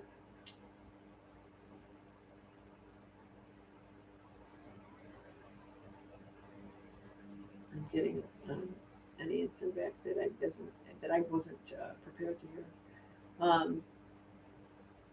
If you go search the case work that I've done, Maddox. Now that one was hard because I had dreamed in the dream that he was under thick brush, thick brush, and he was right there. And I said he would be found a mile away from the church. And he was found a mile away from the church, literally a mile away from the church. He went from the church and to the back of the church into the wood area. And I said that he was going to be assaulted and that he would have marks here. Well, needless to say, they found marks here. They found something very, very, very disturbing. And when you see an FBI agent cry on national TV and they say, I think we found what we think is Maddox, that should tell you the body's decomposition and some of the things. If you guys ever want to go check out his autopsy, um, I really don't want to say on certain things here, but the poor kid was standing, the FBI director was standing right next to his body, and he had no clue. No, he was under this. And for someone, where he was, someone had to put him there and hide him in that brush because he was perfectly placed, buried with a bunch of brush and more brush on top of him. And they can't blame it on animals because he was found over a mile and some change away where he originally went missing from. He was near water. Nobody saw him on, except for one person saw him, and it just so happens to be the person I think actually took his life. Um, the way I described him, it actually in that manner. Um,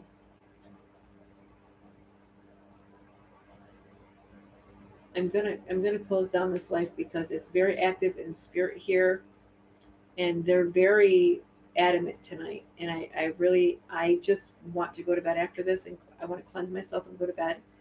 But it's very active spiritually, and it's like they're being very pushy with me tonight. Um, and I don't mean that in Sebastian. I mean that this energy here. I think my house was built over a old cemetery, and they just moved the bodies, but the energy is still here. Well, everybody, I hope we've got some new insight somewhere. Tammy, I will gonna get some sleep tonight, and I'm gonna overlook them pictures tomorrow. And I want to see what I pull in for. You know what? Um, just as a, I want to see what's around. Once you blow up the picture, you're gonna see more to that one area, and you're gonna see little creeks or whatever it is that's there. I want to see what's there. I'm going to open it up further and expand the picture. Um, I will be back on for Sebastian Friday, this Friday. And then next week I have quite a few readings in my business. And I do have a paranormal investigation next week.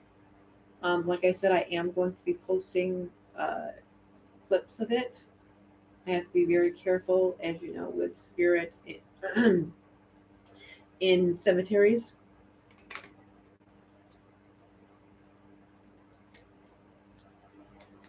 The cemetery is, I'm going to say, 300 years old, and it is said to be haunted in an area. I'm actually going to go travel to it. I'm going to be walking around with the director of the cemetery, and I will be being recorded, and I'll give you guys, some clips of it, and I'm going to send clips to the channel where you'll hear EVPs, or you might see an apparition. You might see a shadow person. I'm not sure yet.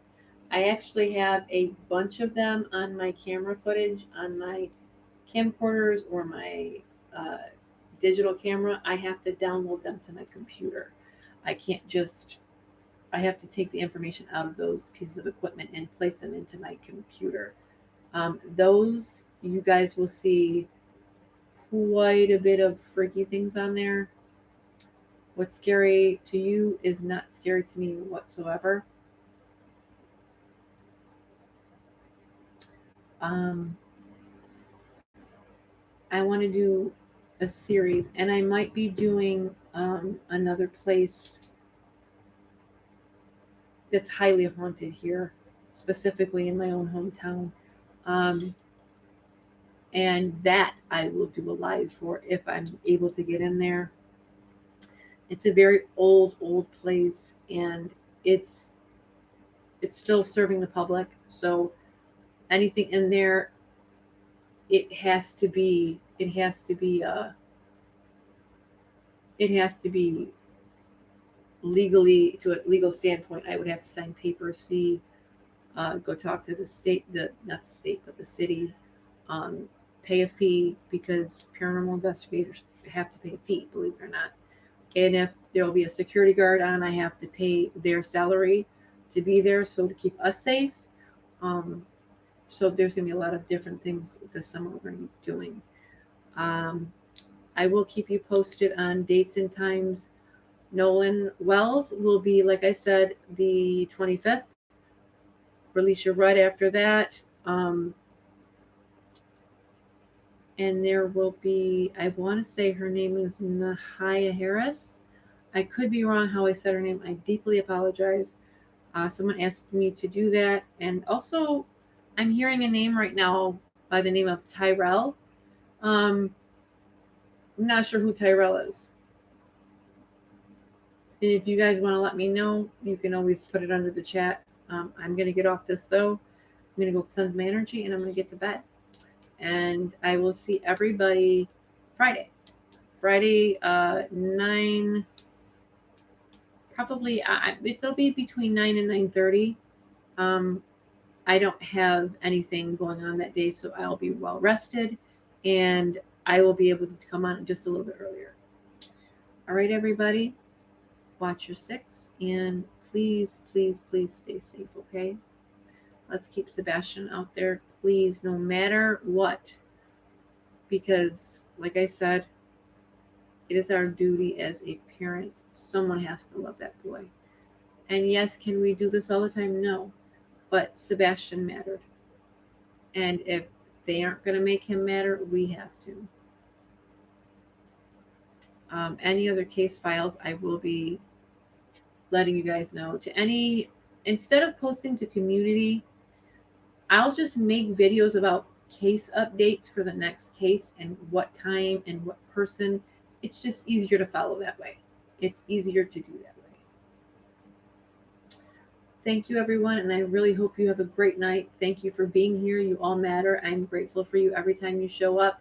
When you show up here, you show up for Sebastian. When you show up for any spirit that is here. I do want to do a members live only for you guys so we can get some readings done for you guys specifically.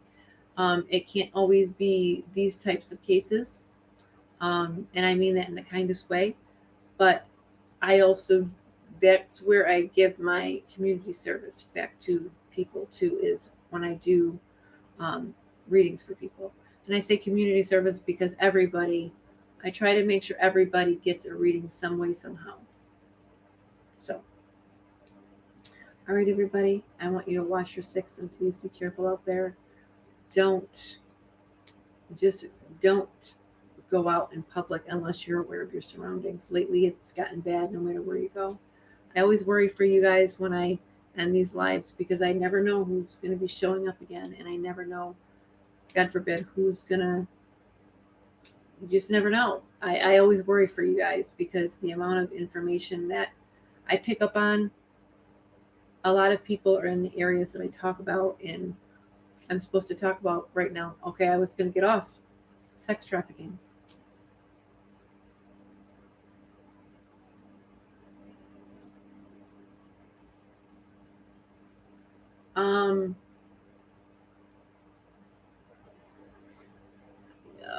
Can you guys tell me if there's somebody by the name of Campbell missing?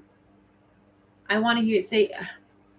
I want to think I heard a W Campbell, something W Campbell.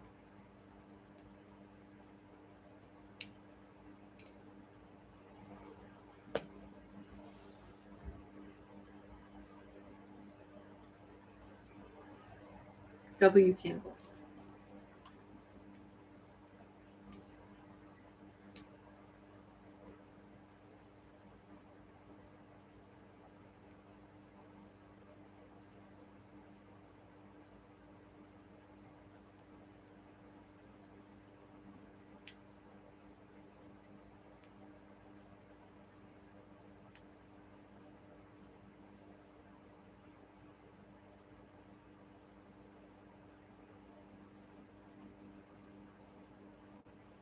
Sorry, guys, I'm just looking up something.